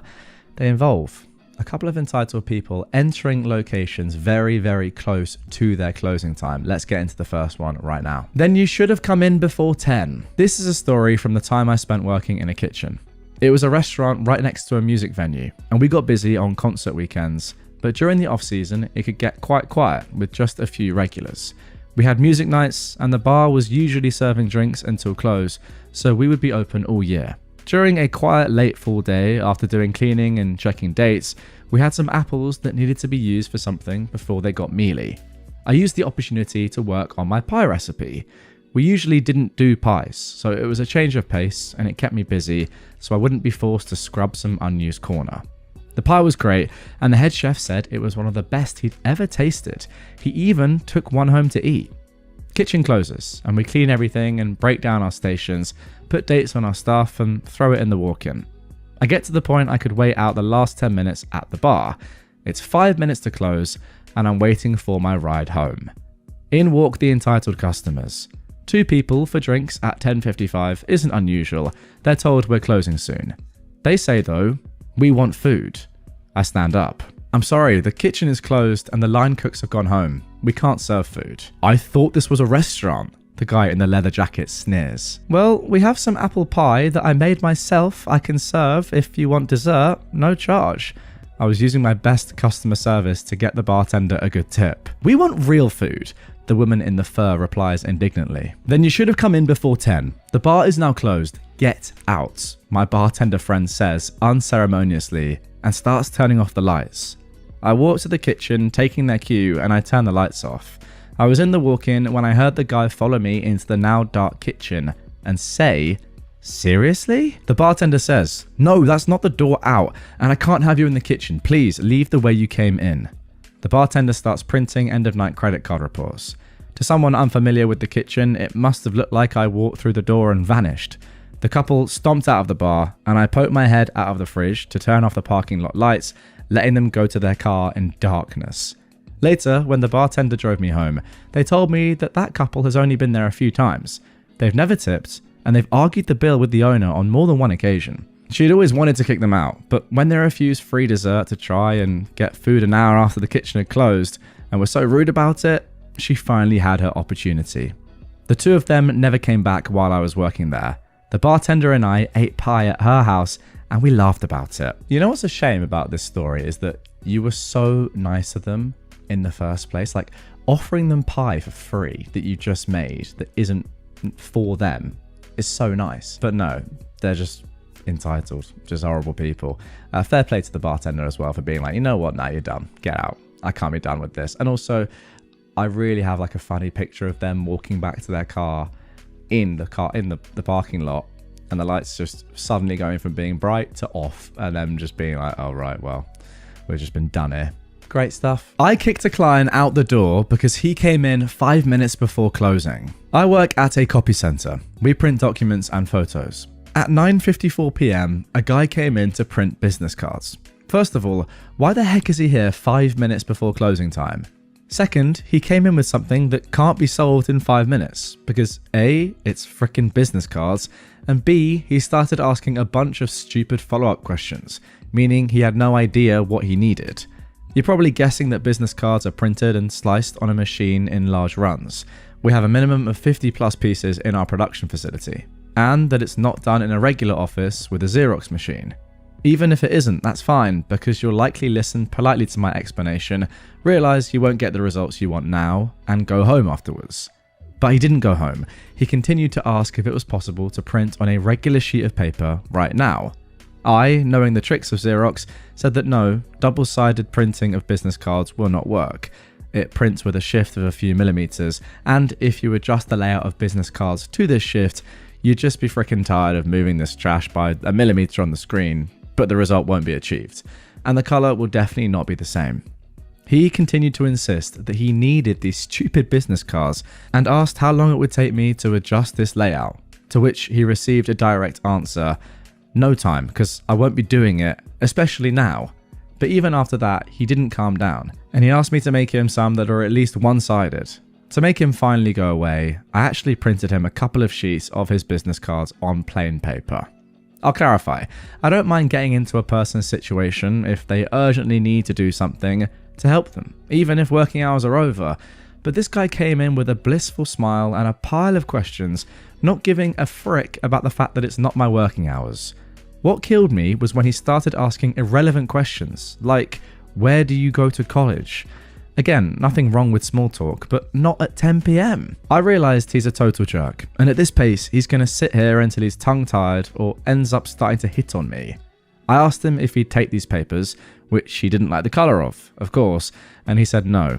So I pointed him to the door with a straight hand and said goodbye. So that is the end of that one. OP has left a little comment at the end, a little edit, saying, after reading the comments, I wanted to add one clarification. The client was out of the door at 10:03 p.m. after my shift was over. Fair enough if you think that service workers should be overworked for free because of your poor time management. Go and touch grass. The world doesn't revolve around you, which I respect. You're not getting paid overtime for helping him out. You know, as much as you're saying, earlier that yeah, you would normally help. If someone is just doing this on purpose, which it seems like they are, like if you don't have the courtesy to be like, I know it's really late, can I do this? Like, do you have 5 minutes, whatever, to even ask that question, and then just ask loads of random questions when it must be pretty obvious that this person, OP, is trying to get out and close up, then you are a bit of a jerk, realistically, aren't you? So yeah, there's like, on the one hand, good customer service. On the other hand, I'm not getting paid for this for overtime and you're just being horrible. So what's the point? So I rate what you did there. Well done, and it sounds like you only lost 3 minutes of your time. You want to hit a disabled person? Have fun with 30 plus years in jail. This happened in January, but the district attorney called me 2 days ago with the update. I am a wheelchair user because of a fainting disorder, severe POTS for those wondering. Now, POTS stands for postural tachycardia syndrome, when your heart rate increases very quickly after getting up from sitting or lying down, often making you feel dizzy or lightheaded. Okay, I didn't know that. There's currently actually no cure as well. Well, firstly, OP, I'm very sorry that you suffer from that. Anyway, let's get back into the story. I came home from work to see a car parked right under a no parking fire lane and on the sidewalk. It blocked the way into my apartment and I had to leave the wheelchair in my car. I started taking photos of the car because this had been an issue with the owner for months. My landlord had told me to get photos of it and email them to him every time she did it after I mentioned it in passing. While taking a photo, the owner came out of her apartment to scream at me. I stayed calm and I tried to walk into my apartment. She got in my face to continue screaming, and by reflex, I just shoved her back. She then grabbed me by the throat and began to punch me. After a minute, my neighbours and roommate, who were having a smoke, came running and got her off of me. Police were called. Paramedics showed up because my neck was bleeding, she had acrylic nails, and I ended up going to the ER because I had a syncope episode while the paramedics were there. Now again, a syncope is another word for fainting or passing out. I wasn't sure about that, but there we go. Someone is considered to have syncope if they become unconscious and go limp, then soon recover. I decided to press charges, thinking I'd just get an aggravated assault or something. I made sure that they got her while she was home because I knew she had a gun on the wall despite being a convicted felon. When the police went to arrest her, they found that the car was stolen without insurance, she didn't have a license, there were used needles all over the apartment with her 8-year-old child, and the gun was also marked stolen. The child is in foster care and she is now in jail without bond. The DA said that her child recorded it. She apparently told her to, and it was already ruled as an assault because of the overwhelming proof, plus the 7 counts of assault she's gotten in the past 5 years already. Oh my goodness. Had I gotten her nailed with it outside her home, she would have only gotten probation, since she was a parent. But now she's lost her kid, her home, her car, and she's going to be in jail for about 30 years or more, depending on what the state charges her with for the drugs. Wow. I mean, wow. Just coming out of your house and grabbing someone by the throat and punching them in the face. What sort of person does that? It's just insane. I'm not entirely sure, to be honest, if this revenge is nuclear. I think it's more just like the justice that this woman deserved. Like, yeah, 30 years is a lot, but that's the way she's lived her life. She's done so many illegal things that she deserves 30 years. Like, I think nuclear would be if you had grabbed her by the throat and then just killed her. That probably would be more nuclear. But yeah, being realistic, I think that this is completely legitimate, and, you know, the law has said she deserves to go to jail for 30 years or more. That's not nuclear, that's just justice. I'm not sure what the damage was to you in the end. You didn't actually say how badly you were damaged. I mean, you went to the ER, but were you there for a while or not? I'm not sure. I mean, your neck was bleeding, that's never good. But it sounds to me as if you did society a favor by taking this hit. Yeah, it wasn't a good thing for you. And whether or not you stayed in the ER for a long time or not, it's terrible. However, getting this woman off the streets, out of society and into jail for that length of time is a great thing. You had to sacrifice your neck, but it was worth it. Wow. What a terrible, terrible woman. Let's move on to the second story. Now moving on to our next revenge story. I got poisoned by my old job. I called in my dad, outed them for illegal practices, caused my 2 brothers that worked with me to quit with me, and plunged their store down their ranking lists. Now I warn everyone not to buy anything from there. This is going to be a long one, so settle down friends as I tell you the horrors of this danged store. So, I, a 21-year-old man, used to work at a particular chain of southern grocery stores that sounds like the word Pringles. I worked at their stores from age 18 to 21 and I only quit last year. I'm turning 22 in July. So yeah, these stores were the only places I ever worked. I don't want to get into all the nasty details or we'd be here for years, but this corporation is so messed up and corrupt. They did everything from shuffling around sexual offenders from store to store to firing people based off of race and religion. I myself got harassed a ton by another worker and several recurring customers, and nothing was ever done about it. But that's a different story. Now, on to why I quit from the first store. At this time, I was freshly 19. I was the main cook at the Asian food station at the deli, on top of manning several other stations. I was kneeling down to get the sauces from a low fridge when I breathed in, and I felt something hit me in the back of the brain. I was thrown off for a second, but I figured I was fine. They had an outside contractor in our area doing some work, so I just assumed that I caught a whiff of a cleaner that he was working with. I picked up the wok of orange chicken I'd been making, and I brought it up to the serving station and put it up, when one of the servers, a very sweet elderly woman, asked if I was okay, looking very concerned. I still felt fine at the moment, so I said yes, but that was it, for the moment. I immediately felt the worst brain haze I'd ever felt. My feet went out from under me and my vision went completely blurry.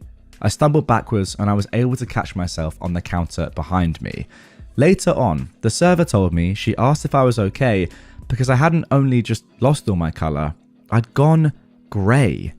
It felt like all my balance was gone.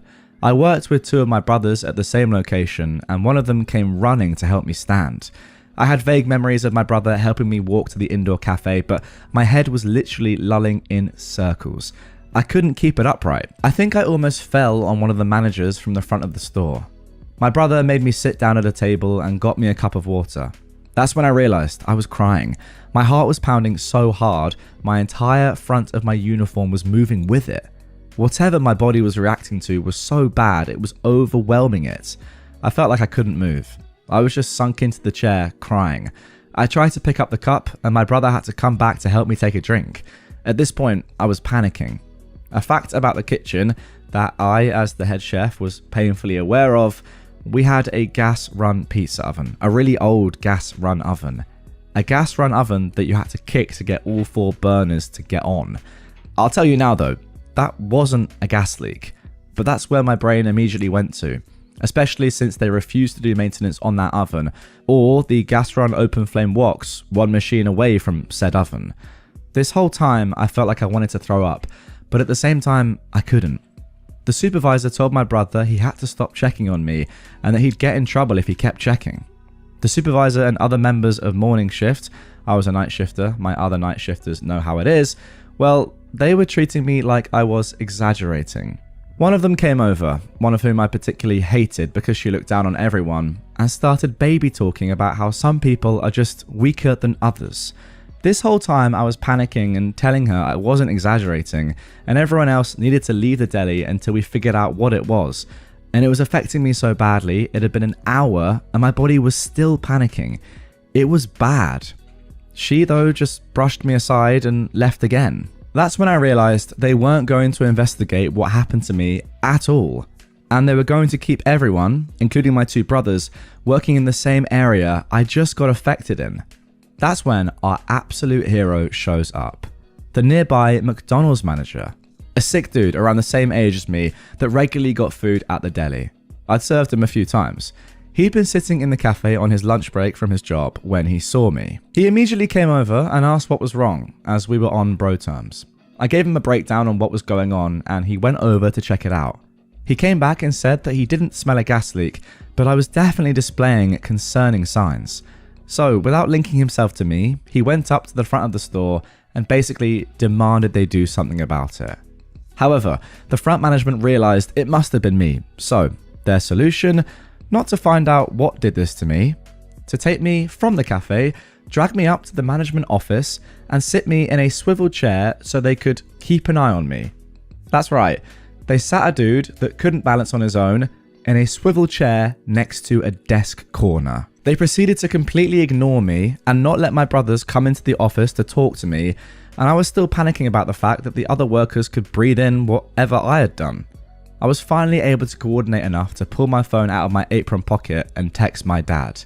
I texted him a very short list of PowerPoints of what happened, and he asked a few questions about why my management was acting like they were, which all I could say was, I don't know. Now, this wasn't my proudest moment. A 19-year-old guy who'd been crying for over an hour and couldn't stop, texting his dad, I don't know what's happening, Dad, but I'm scared and I need you. You know what, bro? I've got to interject here and say respect for sending that message. That just shows that you're not too proud. I mean, people that are too proud wouldn't send that message. People that, have too much of an ego, even when they clearly need as much help as they can. I mean, who knows at this point? You might have been dying. I mean, we'll get on to more of the story in a second, but you've got to send these messages and not let your pride get in the way. So yeah, you shouldn't say that you're not proud. You should actually say that you're proud of not being too proud to send a message like that, if that makes sense. Anyway, let's get back into it. My dad told me he was on his way and to clock out. I told the managers my dad was coming and I needed to clock out. At this point, they were acting annoyed with me, especially the store owner. I could talk for days about how terrible the store managers were, so they were glad I was leaving. They offered to help me walk to the time clock. I should have taken their offer, but I was so angry and disappointed I refused, and I just held onto the front desk and shelving as I got to the clock out room. I clocked out and I stumbled my way back to the area I worked at to get my stuff. I had to bring my own supplies to work because they never gave us new equipment, so I had a whole backpack I needed to grab. My brothers immediately tried to run over to me when they saw me, but the manager blocked them and told them to keep working. How toxic is that? Before I could get my backpack, my manager, a woman that I'd been working under since I was 18 and frankly scared me, blocked me from going into the back room to get my bag and started demanding answers from me. Once again, this is not a proud moment. I have a medical condition that made me stop growing at 14, so I'm pretty easily intimidated. She was taller and stronger than me, and I still felt completely vulnerable. All of my senses were still shot, and my body was still in panic mode. I tried to answer her questions, but I was just mumbling and stumbling over my own words. That's when I saw him. My dad. My dad is a 5'6" man who worked as a jack-of-all-tradesman for most of my childhood. I'm talking plumber, electrician, groundskeeper, roofer, builder. At this time, he was working as a contractor, so he quite literally was building and modifying higher class houses in the mountains. He came storming in his contracting gear with a bandana wrapped around his head. That is when I knew I was going to be okay. My brothers talked about it later, but if anyone knew anything about my dad, if he had that bandana on, he was going after someone, and they were royally screwed. He walked up and immediately crossed his arms, demanding to know what happened to his kid. Once again, not a proud moment, but I moved to hide behind him. My manager was caught off guard for a moment, but recovered and started telling my dad that I'd just overreacted to a cleaner the contractor was using. At that time, I'd figured it must have been something that the contractor was using, but I didn't know for sure.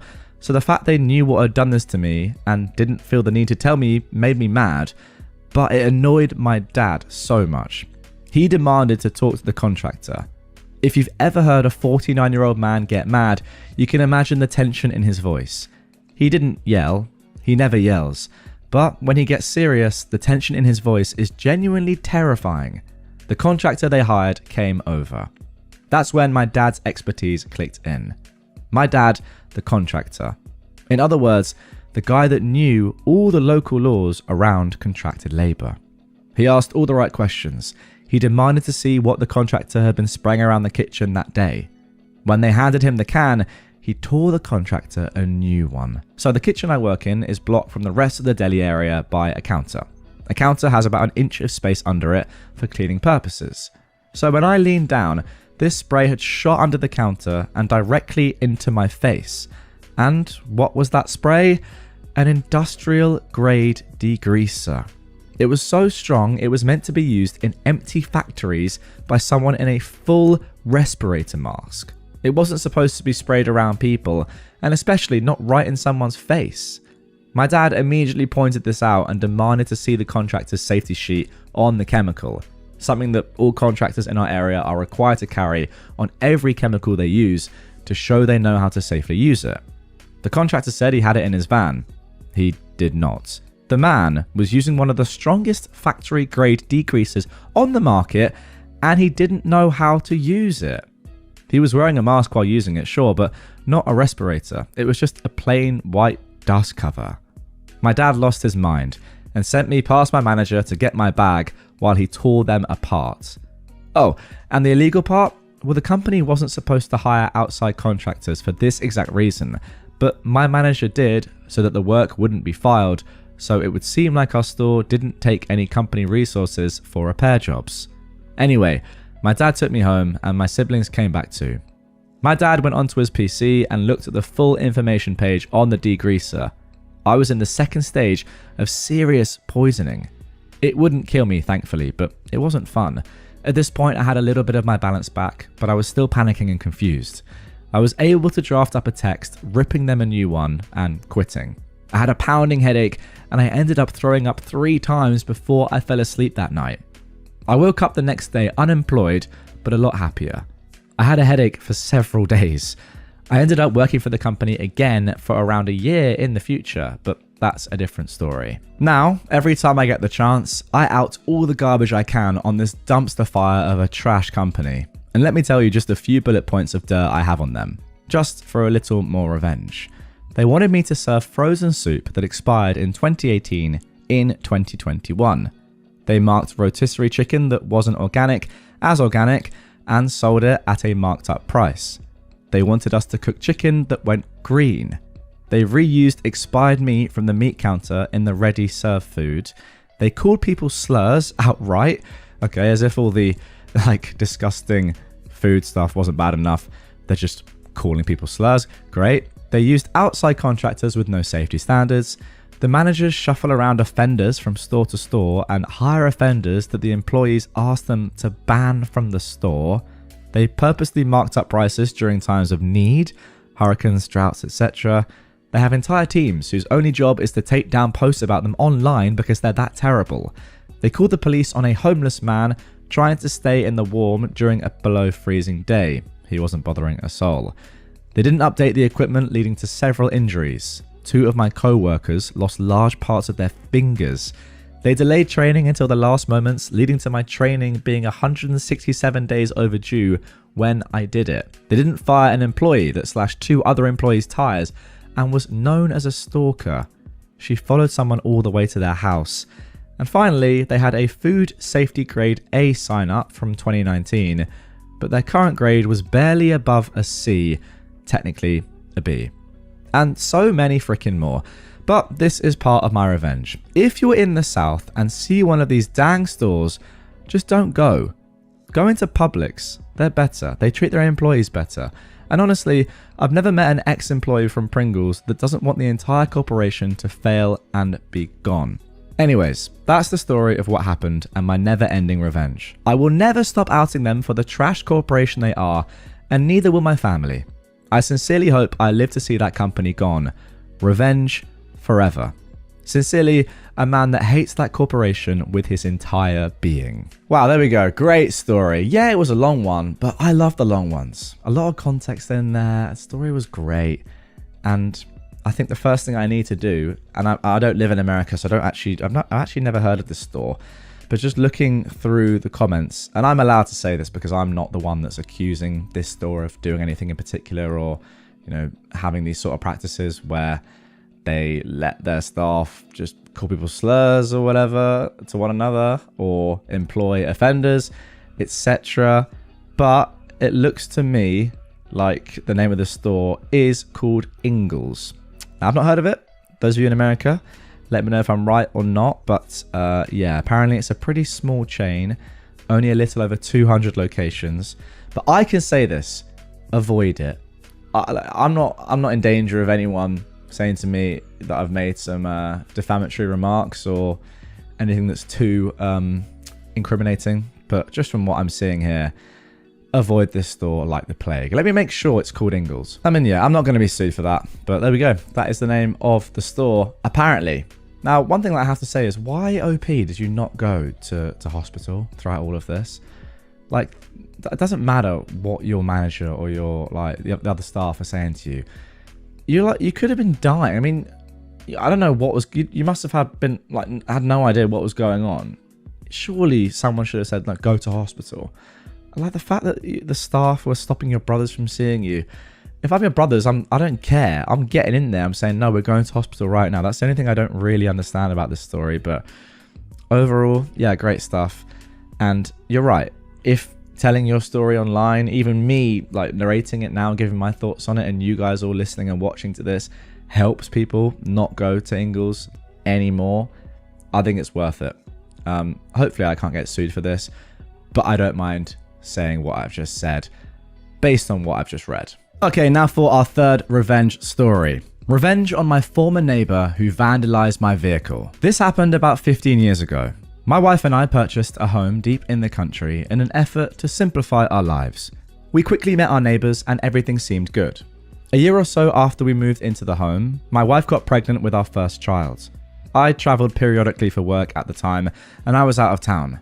My wife was wanting to take a relaxing soak in the tub as her feet had swollen due to the pregnancy. As she was trying to relax, the neighbor's dog was barking incessantly. The dog was a large breed and had a big bark. This went on and on for 30 minutes or so. My wife had a pregnancy psycho moment and got out of the tub, put on her bathrobe, and screamed out the door at the neighbor to shut their barking dog up. Well, here is where the story gets pretty fun. The neighbor went full-on redneck on us. They renamed their Wi-Fi SSID to, quote, I love barking dogs. We would find random things vandalized on our property. One day I came home from work to see my wife picking stuff up from the driveway. Well, it turns out that this redneck had thrown some poorly made nail devices in our driveway in an attempt to puncture my truck's tires. The next event was truly diabolical. I left for work the next morning, and by the time I got to the interstate, my brakes felt sort of squishy. I pulled into a truck stop to inspect the truck. The petcock valve on my front right brake caliper had been loosened, and my brake fluid had mostly drained out. This guy tried to kill me. I went postal, but with insidious methods.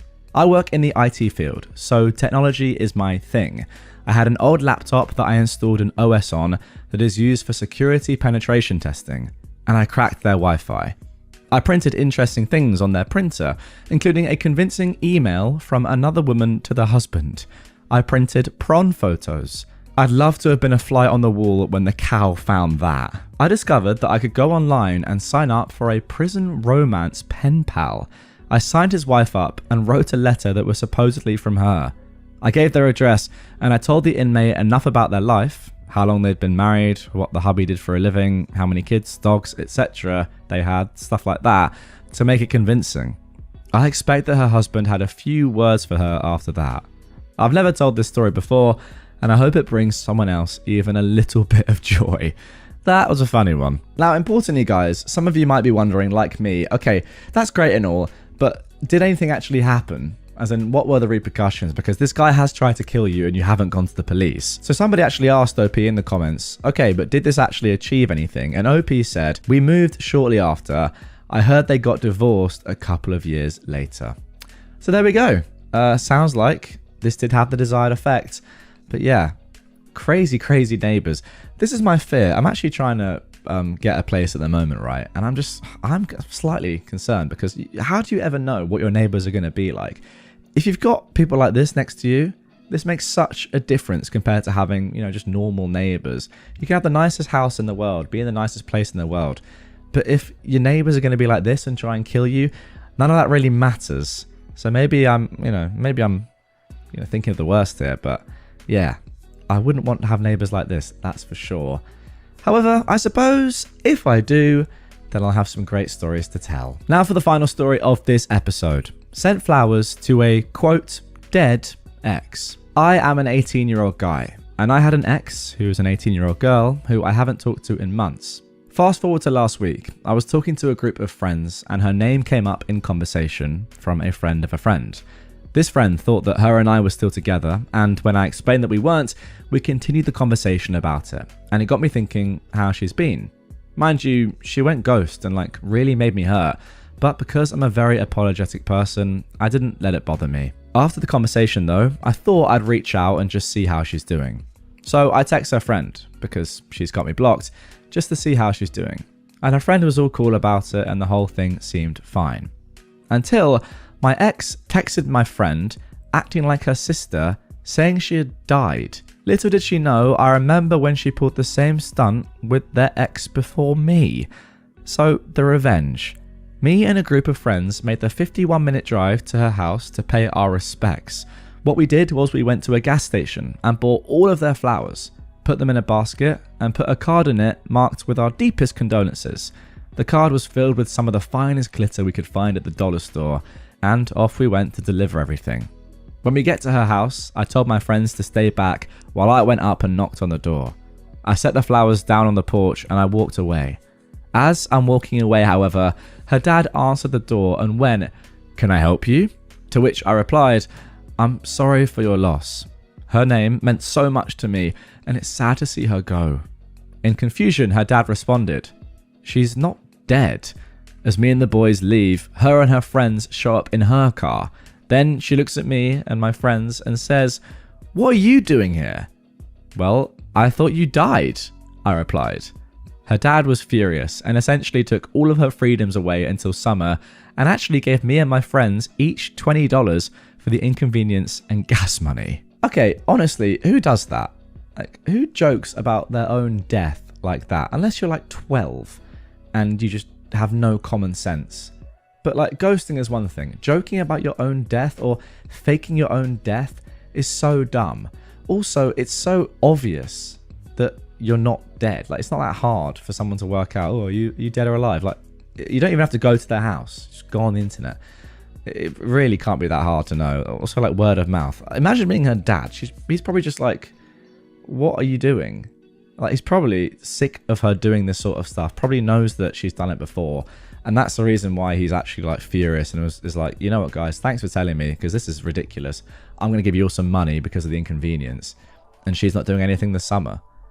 It's actually insane. The dad's probably a nice guy. The daughter, Jesus, horrible. My husband got fired for harassing a co-worker and won't talk to me about it. I am a 36-year-old woman. And my husband, Charlie, who is a 41-year-old man, and I have been together for 10 years, married for 6. We've had our ups and downs, but we're currently in an up. He's never done anything like this in the past, so it came out of left field for me, and I'm very much shocked and at a loss here. Charlie is a computer programmer and was a senior engineer at his former company, where he'd worked for 4 years. He'd never had any trouble with co-workers, and we're both friendly with a few of them, mostly other men and their wives. On Friday of last week, he came home at around 11 AM and told me he'd been fired. He was really upset and agitated, and I didn't want to push him about it. But he told me that they'd said he was harassing a co-worker and was therefore fired. So the information I've been able to get out of him is this. The co-worker is Beth, a junior engineer who he's never mentioned to me before. He said she's, quote, terrible at her job. Beth slept with a senior engineer we're both friendly with, Darren. Darren wasn't involved in the harassment, wasn't fired, etc. The company's lawyers were there, and among the things they told him was that Beth could have pressed charges, but chose not to. Something happened with her car, but he won't say what. His exact words were, there was something with her car. And finally, he was escorted off of the premises and is not allowed back in the building to get his belongings, and instead has to arrange with security to pick them up after business hours. As far as anything else goes, he won't give me any details. He isn't interested in seeing a lawyer because he says that everything is legal. He's basically admitted to, quote, sending Beth some emails, but he won't say what they said or anything like that. I don't know if Beth sleeping with Darren had to do with it, but the fact that he gave me that detail makes me think it does. I'm not sure how that relates. Darren is a very nice single man who's in his late 20s and approximately the same age as Beth. My mind is running wild here. Charlie has been depressed and withdrawn all weekend. He won't talk to me about it, and he won't talk much in general. I work remotely, so I was home all day with him, and he played video games all day and then went to bed at 6 p.m. The fact that he won't tell me anything and isn't interested in seeing a lawyer makes me think that it's bad, and it makes me worry that everything is true and not just a misunderstanding or a small thing blown out of proportion. He has never been flirtatious with other women or cruel to them, and he's also never said anything bad about other women engineers that he's worked with. I don't know what to do here. My instinct is to be supportive of my husband, but I don't know what kind of behaviour I'd be supporting. I don't want to run to his co-workers we know and ask them, since they're more our friends than my friends, and while we spend time together at get-togethers or bars, I'm not close with them. In an immediate sense, I don't know what to do about helping someone who is so depressed and won't talk to me. Okay, there we go. That is it for the original post. I completely get what OP is saying. You want to back up your husband here, of course you do, but you don't know what he's done. Can you support someone when you don't know what they've done? I'm not entirely sure, even if they are your husband. If he's not giving you the details, then that's not really your fault. Anyway, let's jump into some top comments before getting into the update for this one. Somebody said, I would tell him you have to assume the worst if he won't be honest with you. I've got to say, he must have done some bad stuff to be escorted off the premises with no warning like that. Either he was hating on her and went over the top, or he tried to F her and went over the top, or he tried to F her and then hated on her. Okay, I suppose, maybe, but I'm not sure about sort of guessing what he's done either.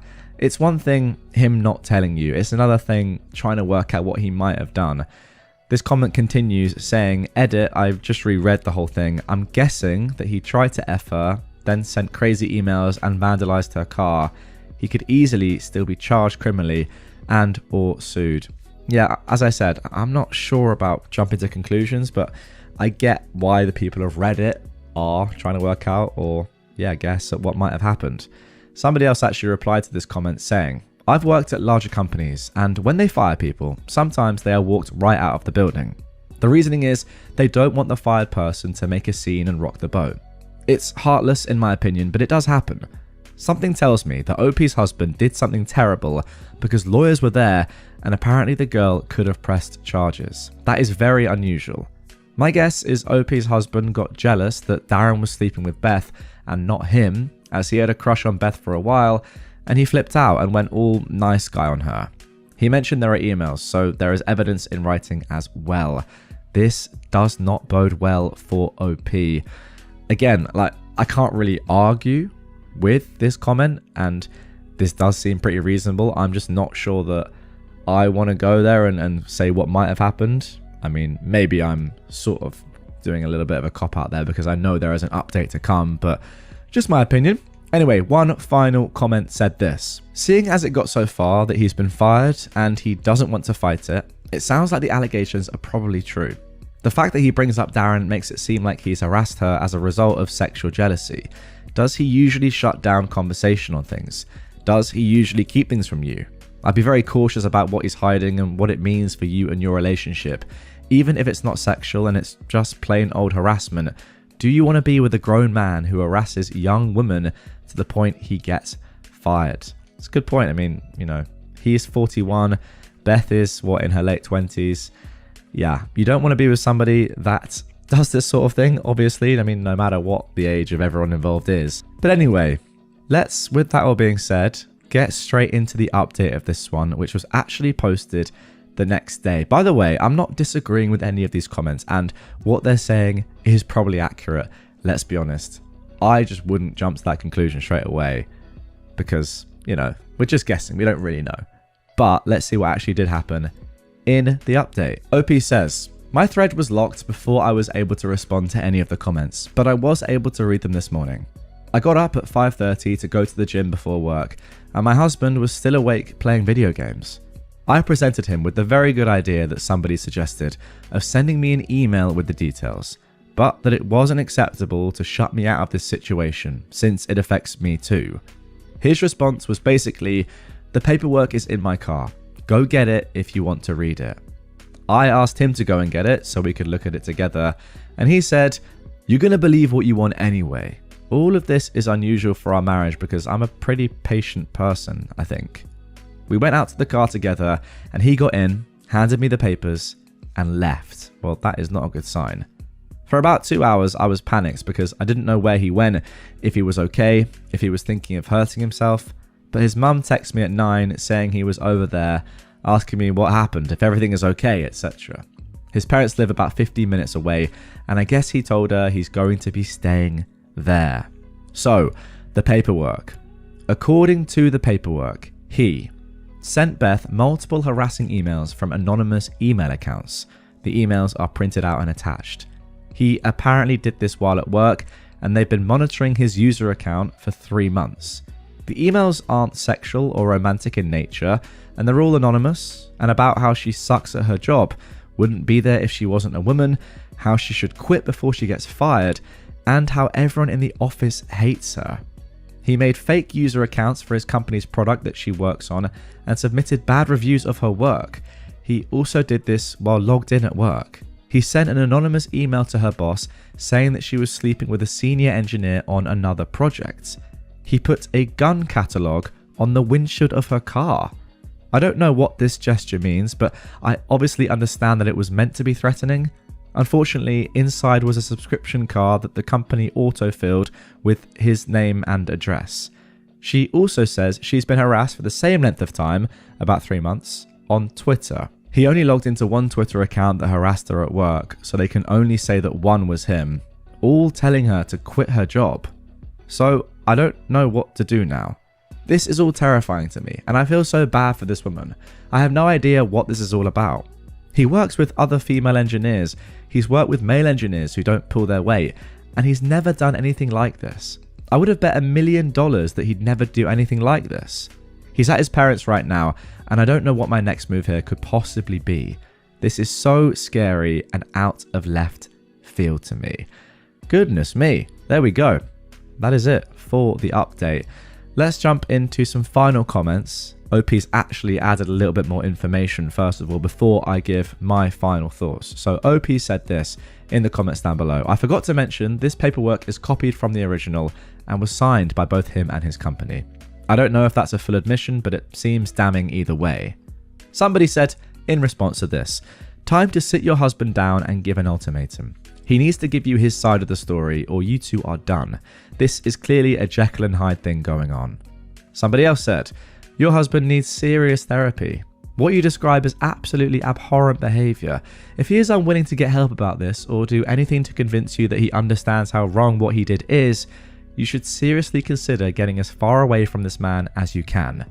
What he did is evil. Okay, there we go. That is it for the first story of this episode. And that's kind of the reason why I didn't really want to jump to conclusions, because yes, what we've seen there is disgusting. I'm not taking away from that fact, but there was no like sexual stuff in there, which a lot of people were saying in the comments in the original post. I mean, doesn't really change the fact that you've got to leave your husband, right? Like, what is he doing? Also, why is he doing this? This is the main thing that's just so weird. Like, what's happened here in his mind for him to do this? To be honest, it doesn't really matter, but you can't be with someone like this. If he's doing this to a younger woman, I mean, you're a younger woman than him, so who knows? He could easily at some point in your lives together act like that with you. It's too scary, right? You got to get out of there. The cyber harassment is one thing, but leaving your name and address in a gun catalogue that you put on someone's car, I mean, leaving the name and address is stupid, but a gun catalogue on someone's car? Now, I'm not entirely sure whether that's like him saying to her, I'm threatening you with, a gun, or perhaps he wanted that to be found by, another member of staff on her car. Depends what sort of state this is in. Like, if that happened in the UK, it feels like he might have been trying to set her up a little bit, but all the comments, and I presume all of you guys are saying that no, actually, like, that's just threatening that, he wants to shoot her or something, which is just crazy. Like, again, I know I've said this so many times on the channel, but it's so weird to me how some people can seem so normal.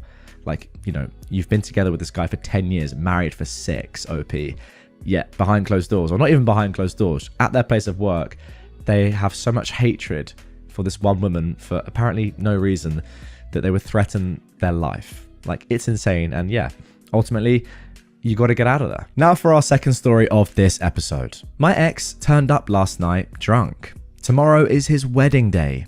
Should I tell his soon-to-be wife? I was with my ex for 2 years. It wasn't the best relationship, and we broke up because I moved for uni and just didn't want to be with him anymore. It's been almost 5 years since we broke up, and I'm engaged to be married with my fiance, who is absolutely my soulmate. Yesterday evening at around 10 o'clock, he rang our doorbell drunk. His bachelor party was in the city I live in, and he came to see me. When my fiance opened the door, my ex just started sobbing, saying that he couldn't believe he, my fiance, was real or something like that. We took him into the apartment because he didn't look dangerous. He just vocally vomited before he actually vomited in our bath. What I could gather is that he was still very hurt because of our breakup, that he thinks that we could have made it work, and he regrets treating me badly. He then threw up again and called an Uber to his hotel. It was very surreal. He was fine. We fed him waffles to sober him up and told him to write to us when he was in his hotel to make sure he didn't die or something. I was left with a weird feeling, almost dirty. I'm thinking of contacting his soon-to-be wife. Or should I call him to encourage him to tell that to his fiancée? Or should I not do anything and let this just be an anecdote for my future? Wow. Very, very interesting. I don't know about this one. I really don't. I personally think you have to tell her. You have to tell her. Because if you don't, then you know that he's going into this relationship, into this wedding, into this marriage, not fully in it, right? Like, he's still got regrets. Do you want to be married to somebody that has regrets over their past and that is still, like, as soon as they have a bit of alcohol, thinking about their ex? No. So I think you owe it to her to tell her. I know it's not your place, but also, like, put yourself in her shoes. Anyway, let's see what the people of Reddit had to say about this. Somebody said, wow, interesting. They said exactly the same thing I've just said. Put yourself in his wife's shoes. Would you want to sign your life away to this person? OP replied, I guess I'd want to know, but I would also prefer my partner to tell me that. Yeah, I agree. It isn't your place to tell her, and I agree exactly with your logic there. Tell him to tell her. But I would also say, like, look, if you don't tell her, then I'm going to, because she has to know.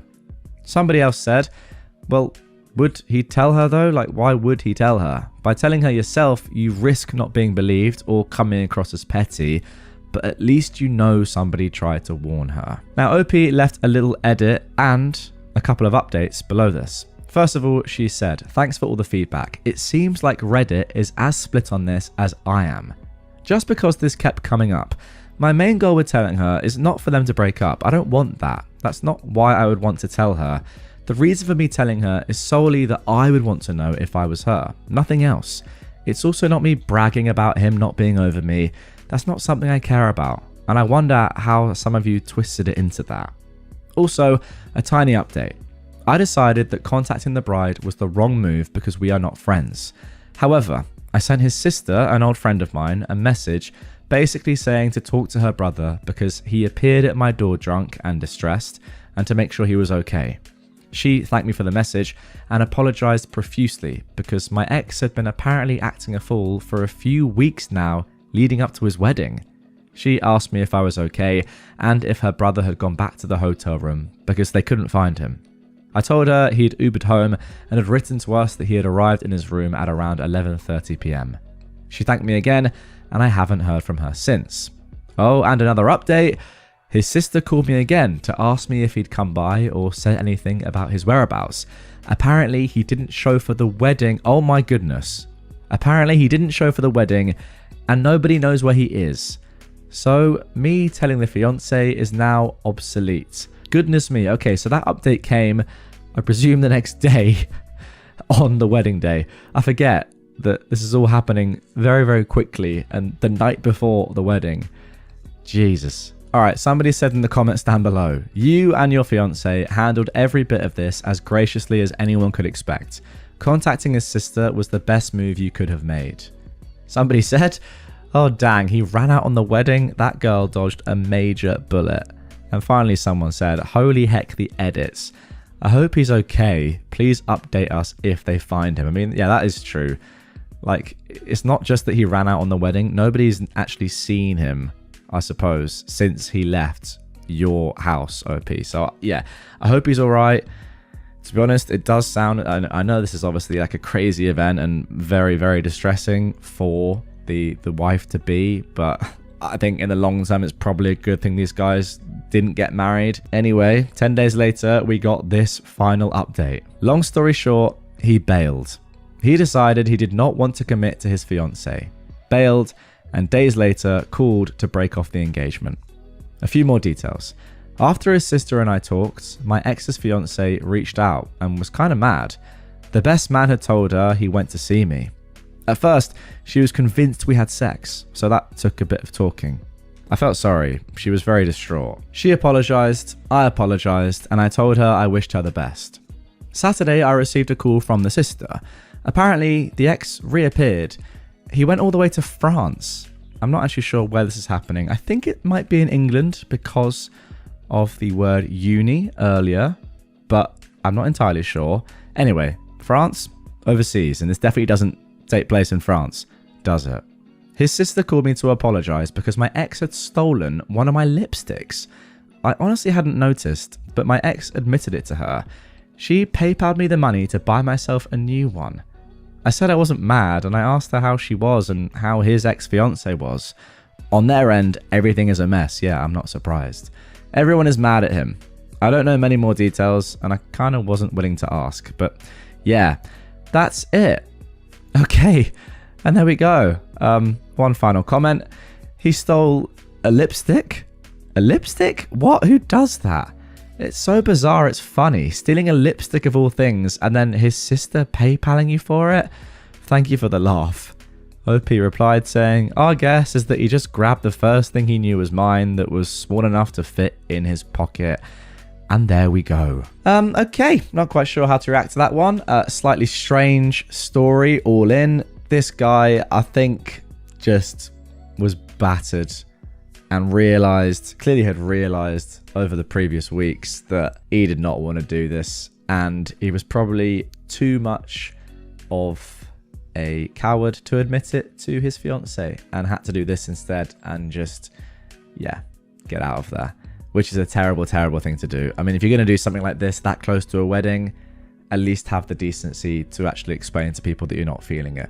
If you're not feeling it, yeah, it's pretty poor to do it that late, and I assume that everyone involved is going to lose quite a lot of money on the wedding, but it's at least better than just running away and then just, you know, on the day, the bride-to-be just being like, well, where's my fiance? Where's my husband? And just, you know, obviously being devastated. But yeah, there you go. As for stealing the lipstick, I don't know. This guy is he's just gone crazy. He's just panicked, hasn't he? That's the thing. He's just panicked, and yeah, he needs some help, but he's also a complete jerk. Just looking through the comments and OP's account, I think that OP lives in Germany, or at least is German, so safe to assume that this wedding was taking place in Germany, and that, yeah, her ex just fled across the border into France. It's not really that funny, but it kind of is. Like, I can just imagine this guy just being like so stressed and panicked and being like, you know what, I can't even just not go to my wedding. I've got to leave the country. What an idiot. What an absolute idiot. And like, just why is he stolen lipstick? Again, like, as I said earlier, I feel like this is a good man to dodge from I hope now his ex.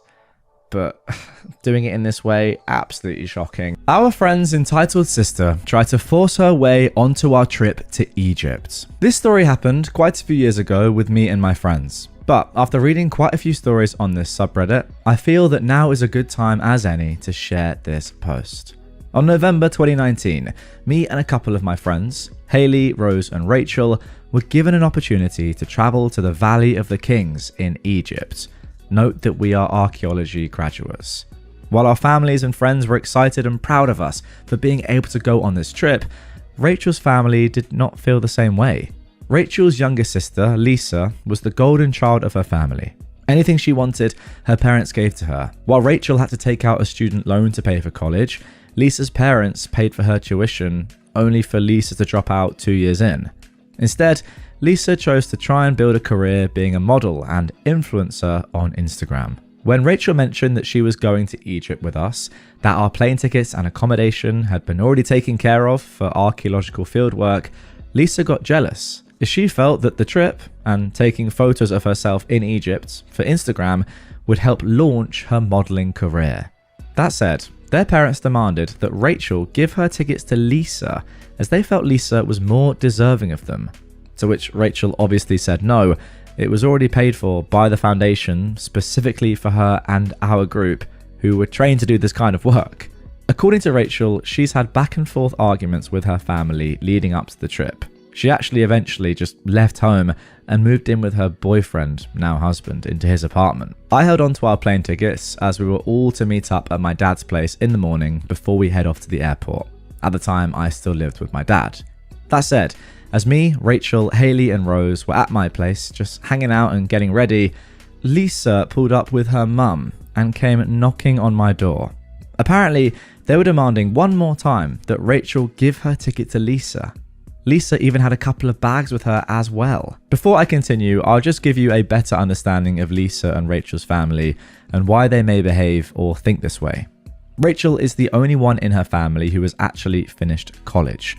Rachel pretty much took care of herself for much of her childhood, as her parents were too fixated on Lisa. Their parents moved to Los Angeles from Florida to try and become actors, but failed. They moved up here for some reason, and now their dad works as a truck driver, and their mum, I think, works at a grocery store. Rachel's family treated formal education and academia in general as a joke, and they didn't really support the idea of anyone going to college until Lisa decided she wanted to try going herself, as previously mentioned. Hayley interjected, interrupting Lisa and her mum and pointing out again that this was not a vacation, this was an archaeological trip, and we were going there to do actual work. Hayley went on to point out that it's Rachel's name on the plane ticket and on our accommodation in Luxor, so she asked Lisa and her mum questions like, how do you think Lisa is going to actually get on the plane? Who will Lisa be travelling with in Egypt? And where will she be staying there? Apparently, Lisa, despite not being friends with us at all, and her mum, expected the rest of us, me, Hayley and Rose, to just somehow convince customs to let her through and get on the flight, as well as expecting us to look after her and accompany her. I should also note that apart from Rachel, nobody in her family has ever travelled on a plane before. Lisa and their mum have never been overseas, and the only international travelling their dad ever did was driving trucks to and from Mexico. That said, I'm guessing this is why they don't seem to know how plane tickets or customs work, but that's just my assumption. Well, that is a pretty fair assumption, although on the other hand, you could just say that they seem pretty dumb anyway, and may genuinely think that the name on your plane ticket doesn't matter and you can just get a ticket and use it whoever you are. I then pointed out to Lisa that if she really wants to go to Egypt, she could just buy her own tickets and book her own accommodation. However, Lisa said she didn't want to do any of that, and she wanted Rachel's place on our trip, as she wanted all the expenses to be paid for and for us to accompany her, as she didn't want to travel by herself. Lisa and her mum eventually left after seeing that trying to argue and force her way onto our trip was not getting them anywhere, with the four of us, me, Hayley, Rachel and Rose, thankfully flying off to Egypt. After the dig at the Valley of the Kings, we did get to go and do touristy stuff, such as touring Cairo and seeing the pyramids of Giza. As for Lisa, while she still posts a lot on Instagram, she seems to have given up on a modelling and or influencer career. She's now just working in a warehouse. After the pandemic, she did get to go on vacation to Cancun though, but that is about it. Okay, and there we go. That is it for the first story of today's episode. And the one thing I will say is that I am at least happy that Lisa didn't manage to make it to Egypt and didn't manage to climb up the pyramids of Giza. In my mind, and I'm not sure why, actually I know why, it's because over the past few days I've seen at least like 2 or 3 videos of tourists scaling the pyramids. I thought Lisa might also do this. So at least she hasn't done that and defaced, you know, some of the most important landmarks there are in the world, or at least ruined them a little bit. But yeah, the audacity of both Lisa, but also just her mum, genuinely insane is all I can say.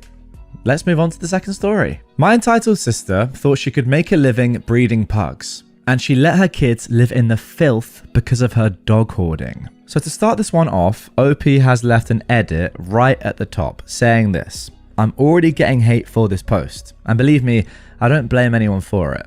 I was spineless back then. I wanted to call CPS or something, but anytime I even so much as mused about it, the family laid into me. So I focused more on helping to take care of the dogs and kids. But my sister's increasing toxicity only made it worse. And by the time I did take action, it was after my sister was finally evicted. I'm not asking anyone to see me as a hero here. I was a coward. But what I'm posting is 100% the truth. Okay, so there we go. Now let's get into the post. My sister, for years, believed she could make a living breeding pugs. She used to have a breeding pair she named after sibling characters, ironically. Well, that's a bit weird. The first time the female got pregnant, I had to help with the birth. And that pug had like 10 puppies. It was months of dealing with a stinky puppy pen, and my nephews and I having to take care of them while my sister wasn't home. She managed to find homes for all but one of the puppies, and the final one she refused to sell because he was too cute. I knew it. I knew from the start that she'd want to keep one of the puppies for herself. She denied it, but then she did. Just to try and make it look like she wasn't keeping the puppy because she didn't want to sell him, she claimed she was giving him to her sons and he'd be their dog. That was complete and utter BS, and we all knew it. That third pug was a menace, and it only made all 3 pugs one terrible group of troublemakers. They urinated on the floor so much, they rusted out the vents. And my nephews didn't really take care of the third pug as my sister claimed they were supposed to as their dog. So she threatened she'd give away the third pug many times, but didn't, and would cry if called out on it because he's too cute. After like 2 years of that, it finally was too much for her and she gave the third pug away. She couldn't sell him like the prior puppies because he was fully grown and neutered. Somehow, the mother pug didn't have another pregnancy that took until my sister was evicted from the family property. We were kind of thankful for that. I ended up taking care of these pugs as much as my nephews while my sister wasn't home. The first pug that became the papa dog wasn't so bad, but the female that became the mama was a nightmare for a while. That dog developed some twisted need to poop exclusively on my sister's bed. My sister once came home to, I kid you not, 9 piles of poop from that one pug on her bed. I'd see this dog come running into the bedroom after going outside, jump on the bed, give you a look like she doesn't care what you think, and she would drop a juice wherever she felt like, which would usually be on the bed as soon as you weren't watching her. And this dog was punished for it many times, but refused to stop. It got to the point where we had to keep her caged and the bedroom door perpetually closed, but she kept finding a way in if she was let out of the cage. Now just another quick edit here from OP. Avoid this and the next paragraph if you don't feel like reading about this dog. You know what I'll do? I'll put a timestamp on screen right now of where to jump to if you don't want to hear about what's going to happen next. And if you're listening on podcast platforms, just skip ahead. Eventually, it got to the point where I was taking zero BS from this dog. I decided one day she was not going to go back inside until she pooped. And the dog really did not like that, especially since it was cold outside and the ground was wet. I watched as she would sniff around, make a motion like she was going to take a dump, then just whine while looking around and move on. She did this a few times, then looked over at my sister's trailer and suddenly started running towards it all of a sudden with a look of complete glee on her face like she was thinking, I want to poop there. I stopped the dog and I forced her to come back. She looked at me like I was a killjoy and just sat down to pout and stare at me. I told the dog I had all day and she finally got bored enough to go back to sniffing around. She tried to make a break for the trailer 2 more times. Finally, after like 45 minutes, she couldn't hold it in anymore and took a dump. But I could tell she had more in her. So I kept waiting around and she finally took another dump because I wasn't taking her back to the trailer. The march back was like a walk of shame for her because she knew she'd lost. And she put up no fuss when I put her back in her cage. I kept up that routine until eventually she finally stopped trying to poop on the bed. Okay, I think we are done with the poop for now. So if you skip forward, you're safe. Eventually, my sister's at the time boyfriend brought home a puppy he got for free. This puppy was adorable, but grew into an absolute monster, bigger than my Akbash dog. He was huge and pooed and peed on the floor all the time, especially right near my middle nephew's bed. Okay, so the poop isn't really done yet. You know what? I think it's just part of this story, isn't it? It's kind of in the title. Anyway, when put on his tether outside, he would bark constantly. On days I had migraines, this dog drove me nuts, and he made it impossible for anyone to sleep at times, especially my father. This dog was so strong that he broke his chain tether numerous times. They couldn't use rope because he'd chew through it. He chewed everything. The fifth wheel trailer my sister was living in on our property at the time, she bought brand new. That dog just destroyed it, even worse than the pugs did. That dog also destroyed plenty of stuff belonging to my nephews. Clothes, shoes, toys, anything it could get in its mouth. I had to fix my middle nephew's shelves with duct tape. What? Your shelves? Goodness me. We told my sister many times that she had to get rid of this dog. We even gave her an ultimatum more than once, but she still refused. She finally sold the dog to someone who had one of the same breed and wanted another one, and treated us like we'd ruined her life by making her get rid of this dog that she could not handle. Soon after, my ex-brother-in-law took his kids away and refused to bring them back. Not long after, my sister was given the boot, and she was out by January. When my sister got an eviction notice from the family property in 2023, she moved in with her only remaining friend and started breeding her pugs again. And just like last time, she kept the cutest one.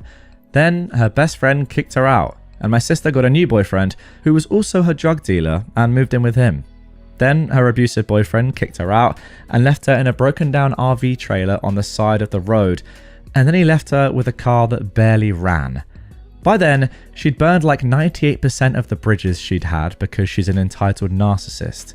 She spent 2 days living with her boyfriend's sister and let her pugs pee and poop all over the bedroom floor and didn't clean up any of it, so she got kicked out there as well.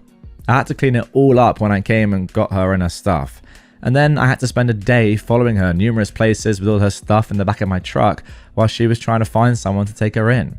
Most of the people she tried to get in touch with wouldn't return her calls or messages, and I was the only one walking her dang dogs. She just sat in her car on her phone the entire time, and then she tried to force me to take her dogs home with me, but I couldn't. Our parents are my landlords. They said no. My sister flipped out on me for it. She claimed our parents were allowing me to bring her stuff home in my truck for the time being, and her dogs were a part of her stuff, but I still said no, and she lost her mind. She spent the night in a car full of junk with 3 pugs. She didn't even have food for the dogs. I had to buy her some because she was broke. The next day, our mum got her a motel room for the night, and she was completely ungrateful for it. Then she went right back to her abusive boyfriend the next day. I just dumped her stuff off in his front yard, and I left. My sister finally had to surrender the mum and dad pugs to a rescue, but she kept that puppy. I'd previously told her she needed to give away all the dogs as she couldn't care for them if she was homeless. She said she'd think about giving up the 2 parent pugs, but refused to part with the puppy. I told her that trying to raise a puppy on the streets would not be good for the dog, and she ranted that dogs were great for the mental health of homeless people, and that she needed him. My sister was previously in touch with a pug rescue, but stopped talking to them. I looked this rescue up and I gave them a call, and they were worried for the safety of the pugs. So worried that they called me back to ask for or tell me updates on the situation. Eventually they called me and said my sister had surrendered the 2 parent dogs to them, and they gave her $100 each for them.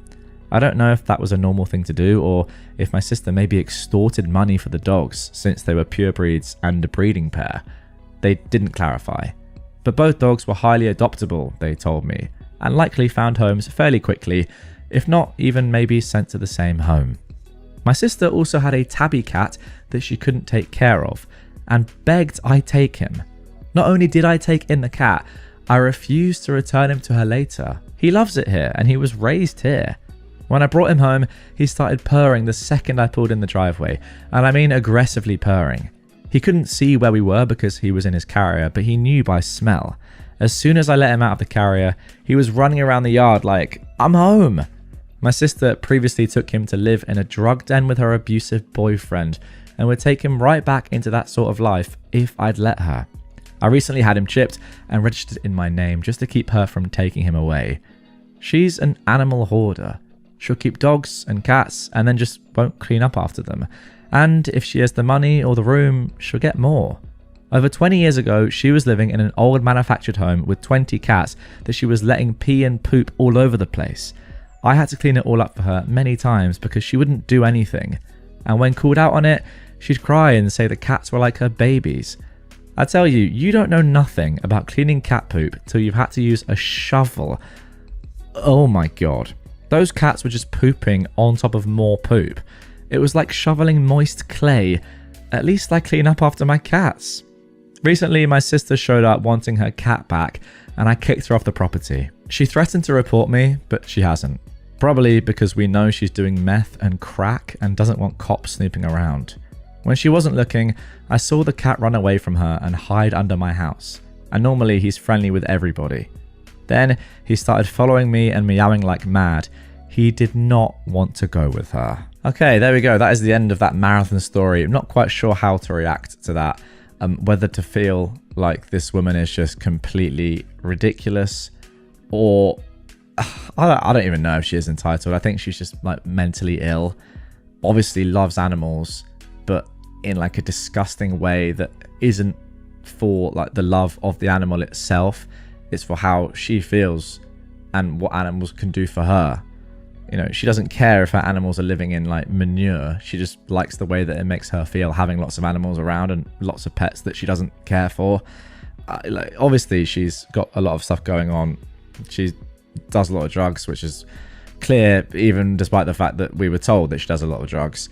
And yeah, clearly she's not right mentally. But, you know, despite all of that being said, you got to think of the animals here and how she's treating them.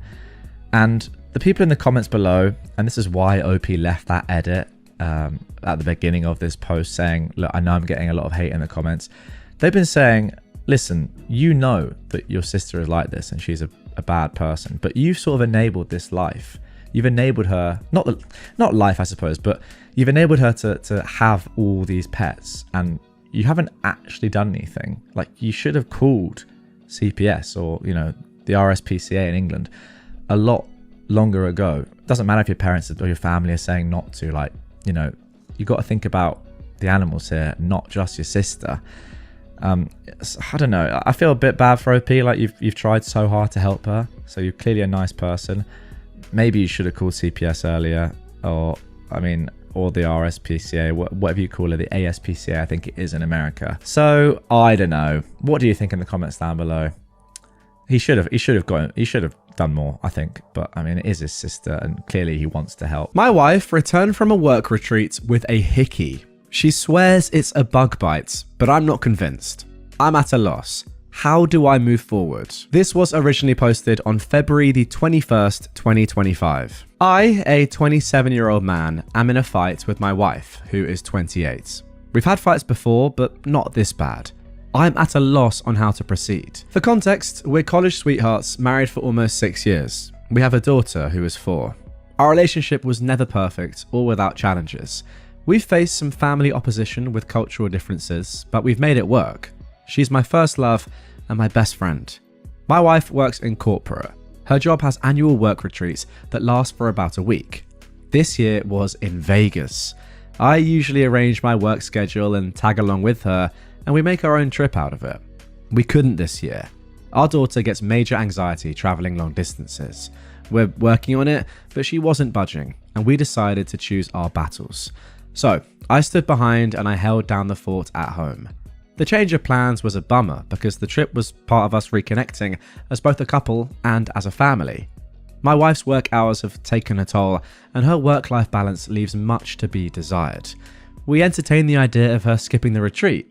Attendance is optional, but it's generally frowned upon if you don't, and my wife's making connections in her field. She grew increasingly weird. We have a system if either of us is away for extended periods. We keep in contact. For the first day or so, she was herself, but she grew distant. I'd even text her about important stuff and be left on read while she claimed she never saw my text. Whenever we talked, she was rushing me or our daughter off the phone. These were all times she wasn't involved in retreat activities. We were supposed to have a mini birthday celebration for our daughter over FaceTime. Our daughter was excited. It was something my wife promised her because the retreat overlapped her actual birthday. But she backed out because she had people up to her room after a seminar. It was like she wanted my permission to break her promise to our daughter. I told her I wasn't offering that, nor making her keep her word. She said I wasn't being fair, and this was a networking opportunity. They were business oriented and wouldn't understand her stepping away for family time. I said her decision is her decision, but she'd have to explain it to our daughter. She promised her that she'd rain check the following day. Our daughter didn't understand and cried. My wife ended up hanging up and leaving me to comfort our daughter alone. The whole incident rubbed me the wrong way. I didn't like it. She didn't keep her word for the rain check either. She was documenting the retreat on social media. One co-worker, a 23-year-old man, was almost in every picture or video attached to her hip. In one pic, he had his arm too comfortably around her, IMO. He's a recent hire in my wife's department. She was asked to oversee him. I don't like the guy. He doesn't know boundaries. Once, in response to a work assignment, he texts my wife that she's exactly the kind of woman he needs to keep him in check. My wife brushed it off. She feels bad for him because he's not fitting in. She took him under her wing during his first retreat with the team. If I'd questioned, she'd say she was tired or networking. There was always something. But I've seen her at these retreats. This wasn't like her. She was just off. The day before her return home, she complained about a bruise on her neck. She stressed it was a bug bite. I didn't actually see the bruise until she came home. I instantly thought it was a full-on hickey. She kind of brushed it off after making a big deal of it over the phone. I didn't push because our daughter was present. But when I was able to confront her, she clung to her bug bite claim. When I kept pushing, she asked what I was trying to imply. I outright said I believed she had a hickey, and I didn't believe she was being honest with me. We had it out then. She was offended and angry at the accusation. Infidelity has always been a sore topic. Her family has a history of it. So we had a pretty bad fight, and she accused me of looking to pick a fight due to the incident with our daughter's birthday. I told her that had nothing to do with it, and everything to do with the hickey on her neck. The fight ended in an impasse. We're still not recovered. She swears it's a bug bite, but I'm not convinced. I've always trusted my wife. I never doubted her, but this bruise doesn't look like a bug bite, it looks like a hickey. I often feel more strongly when I consider how distant and weird she was during that Vegas retreat. Now she's wearing turtlenecks, and we're caught between arguing and her dousing our daughter and me with affection. Communication usually prevails for us, but not now. I think my accusation pushed us to a new level of argument. I'm at a loss here. I really need outside perspectives. How do I move forward? There we go. That is it for the original post. Before we get into the update, let's jump into some comments and see what the people of Reddit were saying. Somebody said, I'm not saying it's impossible, but I've never gotten a bug bite that looked like a hickey. Did she show you her phone or provide any proof that could support her innocence, or just dismiss you? The extra affection is a common move from guilt-ridden cheaters. Even if we stretch the imagination and believe it is a bug bite, she wasn't acting trustworthy, nor was she a good mother while they were in Vegas, and she needs to address and correct that. OP replied, no, I haven't had access to her phone. We usually have an open phone policy, but it's not something we've ever really done. I'm sure it will be another argument. Somebody else said, why did you go on work trips with her in the past? Did she want you to, or did you not want her to go alone? What is, and why is it necessary to have, the system when one of you is away? Whose idea was the FaceTime birthday celebration? Did she not talk to her daughter at all on her birthday, or she just couldn't do the FaceTime celebration? OP replied, work-life balance was an issue, so she'd invite me on the retreats. The system is for an extended period away from each other, like how long the retreat was, especially since we have a child now. The birthday FaceTime was my wife's idea. She promised our daughter and got her excited about it. No, she didn't talk with our daughter until she was calling to cancel. That's another reason the birthday stunt rubbed me the wrong way. Well, that, I've got to say guys, is actually terrible. Like, not chatting to your daughter at all on her birthday is so bad. I'm going to back my own parents up here. My parents never missed one of my birthdays ever. Like, they would make sure, even if there were work trips and stuff, they wouldn't go if it was on my birthday. So first of all, respect to them. Actually, just last year, I think, was the first time that my dad wasn't there on my birthday, I believe. And I'm 26. So, you know, there's two ways of doing it. And by the way, I've been away on my birthday without my parents, but, you know, they want to be there, which is pretty nice. And it's definitely not like this mother. Anyway, OP then responded to a deleted comment saying, yeah, you don't get to disconnect from being a parent, especially to a minor, for extended holidays. You certainly don't ghost them on their birthday. And when you promise to do something special for them and got the child excited about it, and then just hang up on them while they're crying. To be honest, I don't even think the FaceTime is special at all, but there we go. I'm not insecure, OP says. My wife's gone on the retreats before. We both work outside the home and have the caring for our daughter, so it's not an imbalance. My wife's work-life balance is out of sorts. She's in the company of other adults plenty. I've been with my wife on these retreats and other social events. I know how she is. She was off this entire trip, and it wasn't appreciated her entertaining a co-worker who ignores boundaries and the fact that he had his arm wrapped around her waist like he was claiming her or something. I trusted her when she said she had a bug bite. I got things to help her treat it for when she returned. It was only after I saw the bruise in person that there was no mistaking it was a hickey for me, and I questioned her on it. Okay, then a week later, we got the following updates. Things are a roller coaster. I'm trying to process. It took a while for my wife and me to have any real conversation about the bruise on her neck. We were stuck between arguing and her showering our daughter and me with affection. I rarely saw the bruise because she was turtlenecked up, but I did note the healing process from reddish purple to yellow. There wasn't any more discussion about the Vegas retreat. She made it clear she was done talking about it and that she shouldn't need to defend herself to her husband. I told her she could do whatever she wanted, but I was done being treated like an idiot and I wasn't sharing a bed with someone I couldn't trust. So I moved into the guest room. Communication stopped. The silences were palpable. Even our daughter noticed.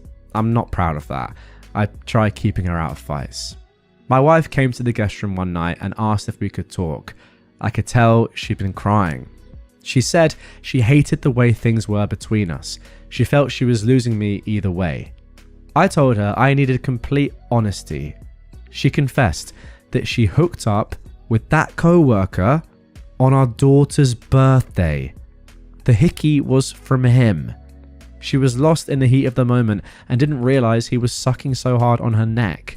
By her account, they made out while doing some on top of the clothes stuff, and then he went down on her. It stopped there because he called her by a nickname that I affectionately call her. It snapped her back to the reality of her actions. She went to splash water on her face and saw the hickey. The guy made light of it and made a joke about the hickey being her souvenir. She blew up on him and kicked him out of her suites. Part of the reason she was avoiding me was out of guilt. She said she's coming clean because she doesn't want to hide things anymore. I asked her why she cheated. What was it about that guy that she deemed worth risking everything? She claimed it wasn't him specifically, nor is she unhappy with our marriage. She doesn't really know how to explain it, but a part of her feels broken. The more she looks in the mirror, the more she sees her dad, who is 57. A cycle of being consumed with work, distant from his child, and the infidelity he put her mum, who is 55, through. She said her family never talked about anything openly, and how when she was growing up, her mum never addressed anything with her. I said, her parents didn't make her cheat.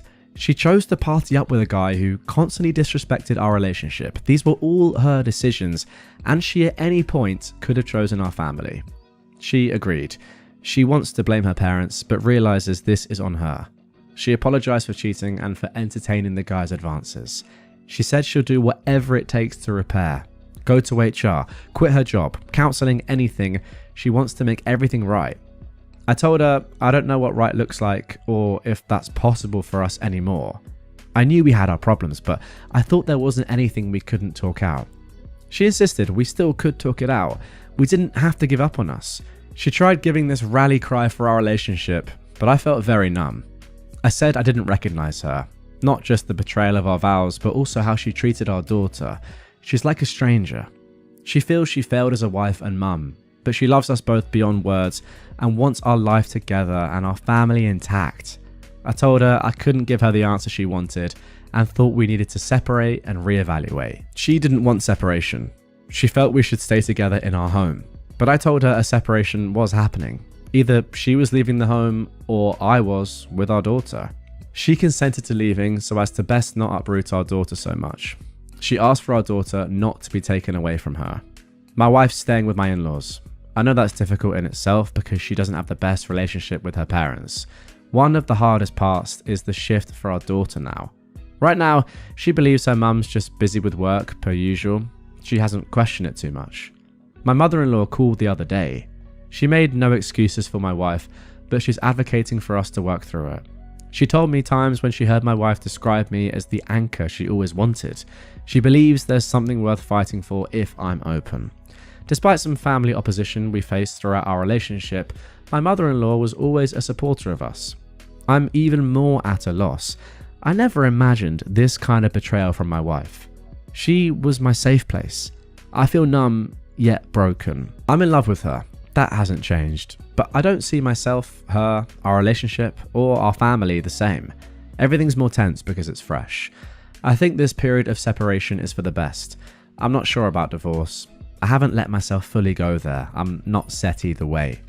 I don't know where things go from here, but I'm focusing on our daughter and taking things one step at a time. I feel that's all I can do right now. Thanks again to everyone for the support.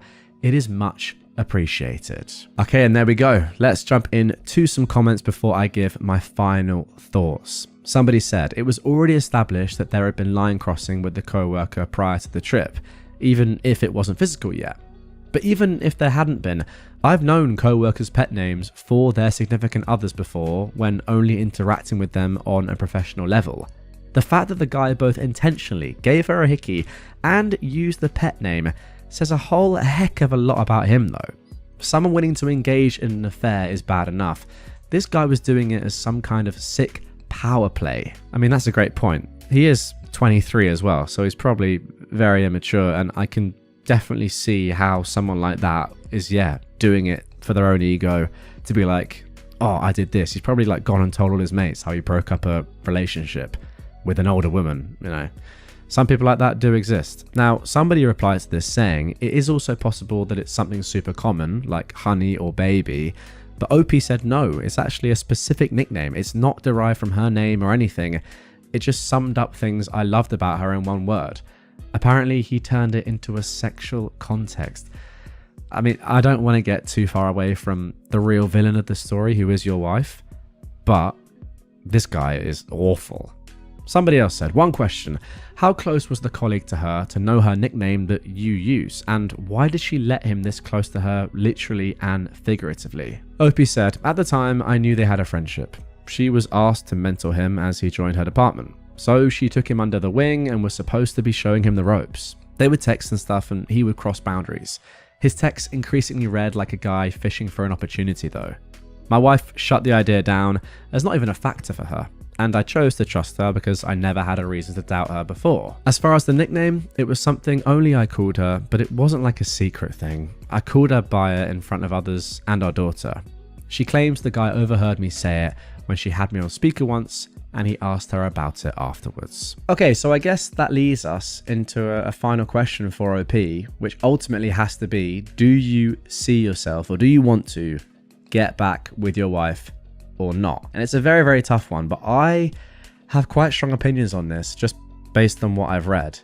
Now, if she had just gone on this retreat and maybe she liked the look of this guy, and on one night she made a huge error, did what they did, and then immediately came to you and your daughter, well, maybe not your daughter, but you know what I mean, came to you and said, I can't believe it, I've done this, I'm so sorry, this is the worst thing I've ever done, etc, etc, etc, told you everything, was completely honest about it, came home from the trip, whatever. I think then and only then could there have been any potential for you to forgive her if you wanted to. I'm not saying you should, by the way. I'm saying that only under those circumstances would, in my opinion, you be able to potentially forgive her. However, the fact of the matter is that she lied to you for who knows how long.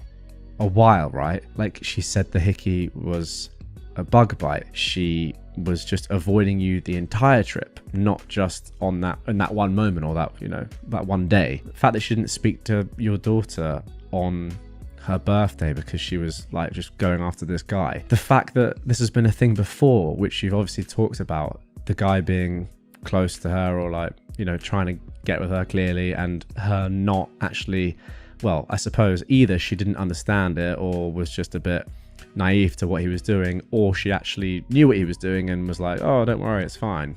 Whereas in reality, she was probably actively encouraging it. All these things and more add up, and therefore I can say with all that context, then I don't see how you can ever get back with her, because it wasn't just the one, moment of madness, cheating. It was all the lying and deceit and everything else on top of that. So for me, I think this relationship is sadly done. I don't know how you could ever trust someone like this again. To be honest, I think it would be very hard to, even if they did just cheat and then immediately apologize and yeah, the cheating was the only thing. But all this as well, I think it's going to be impossible. But hey, I'm not in love with this woman anyway. So there you go. What do you think? Let me know in the comments down below. Racist customer demanded we fire and replace our employees with white American employees, even though we are an immigrant-owned business. I mean, I've got to just say this off the bat. It doesn't matter if you're an immigrant-owned business or not. Demanding that you fire and replace employees with white American employees is crazy. Anyway, let's get into the story. Okay, I am a 28-year-old woman, and I live here in Colorado. But my family and I emigrated here to the States from the former Yugoslavia, with my mother being Serbian and my dad being Montenegrin. My dad owns his own renovation business, which he was inspired to set up after watching the TV show Home Improvements. And even though I have my own full-time job, I do casual work for my dad's business, mainly doing office admin and payroll stuff. My dad has 2 employees, both of whom are Filipino. And one day, we had a customer who booked a job, and my dad sent his 2 employees to go to the customer's house, only for the customer to turn them away, telling them to leave. My dad's worker, who I will call Miguel, texted me to say that the client told them to leave.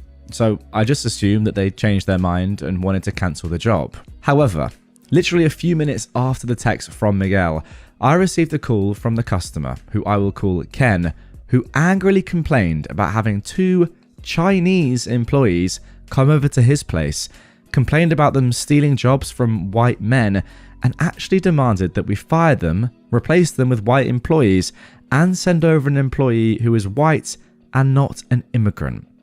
I pretty much knew how this conversation was going to play out, but I decided to just roll with it and tell him that those 2 Asian men were our only employees and that our business is an immigrant-owned business, as my dad and I are both immigrants from Montenegro. Ken then demanded that we at least send over an employee who is white, and I told him it makes no difference if the employee is white or not, as the fact that my family and I are European makes us not really different to immigrants from the Philippines, China, Mexico, wherever. He then accused us of stealing jobs, saying things along the lines of, "This is Trump's America now, and that you don't deserve the business." And after letting him rant, I just told him to find someone else to do the job, and hung up. Well, there we go, guys. Some story to start this episode. Absolutely ridiculous. I just hope for your sake as a company that you guys had some form of non-refundable deposit in place, because you've had to send workers out there for nothing. So I hope at least you had some money or some compensation for their time. But let's just talk about the guy for a second. I just don't really understand like what he's even saying. Is he saying that because you employ immigrants, or the fact that you yourself are an immigrant, that you don't deserve the business that you've built for yourself, which obviously wouldn't exist without everything that you've done? How is this stealing jobs? I don't get it. Like, you've just done well yourself. It's not stealing jobs at all, is it? And even if it was, if you're doing the job better than some fat, lazy white guy, then power to you. Keep doing your stuff. You know what would genuinely be amazing to see in America, or just any country in the world, right? Well, the Western world, most likely. What would happen if all non-white people just said for a few days or a week, "I'm not going to work today, and let's just see what happens." Like, genuinely. So every immigrant, or I guess non-American, let's say for this example, every immigrant, every non-white person just said, "You know what? I'm not working today." I think that the entire country would just like immediately implode, right? I mean, what would happen? Nothing would work. The whole country would just blow up. Genuinely, I mean, think about it. What, like, get in the comments down below. What do you think would happen? I think it would just be absolute anarchy and probably be so funny to watch from someone in the UK. When my mailbox moving became political. So, when we bought the house and moved in 3 years ago, we accepted the location of the mailbox. It's on the other side of our driveway and across some uneven ground, about 50 yards away from the door. This wasn't a problem back then, but since that point, we've had a series of bad luck. My wife needed a new knee, I sprained an ankle, and while it's healed enough to walk on and go back to work, anyone who's had one knows that it can take a while before it's back to 100%. So, it was decided that the mailbox ought to be moved to the end of our path to the street. Straight ahead, on a flat and smooth surface, only about 30 feet away. We asked the post office what we needed to do to move a mailbox. We were told that all we needed to do was let the driver know that it was being moved and to just move it, making sure that it's numbered to match the house so there's no confusion. We went to the store to buy a new one since the old one was getting a little ratty from getting hit a couple of times, and I installed it this weekend. Which was, to our amusement, the best time to install it, since we actually caught the driver and were able to tell her that here was the new mailbox and that the other was going away. Great. Situation handled.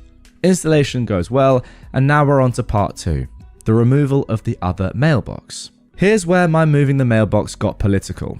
The old mailbox was on the same post as my neighbour across the street and one house over, so we shared it.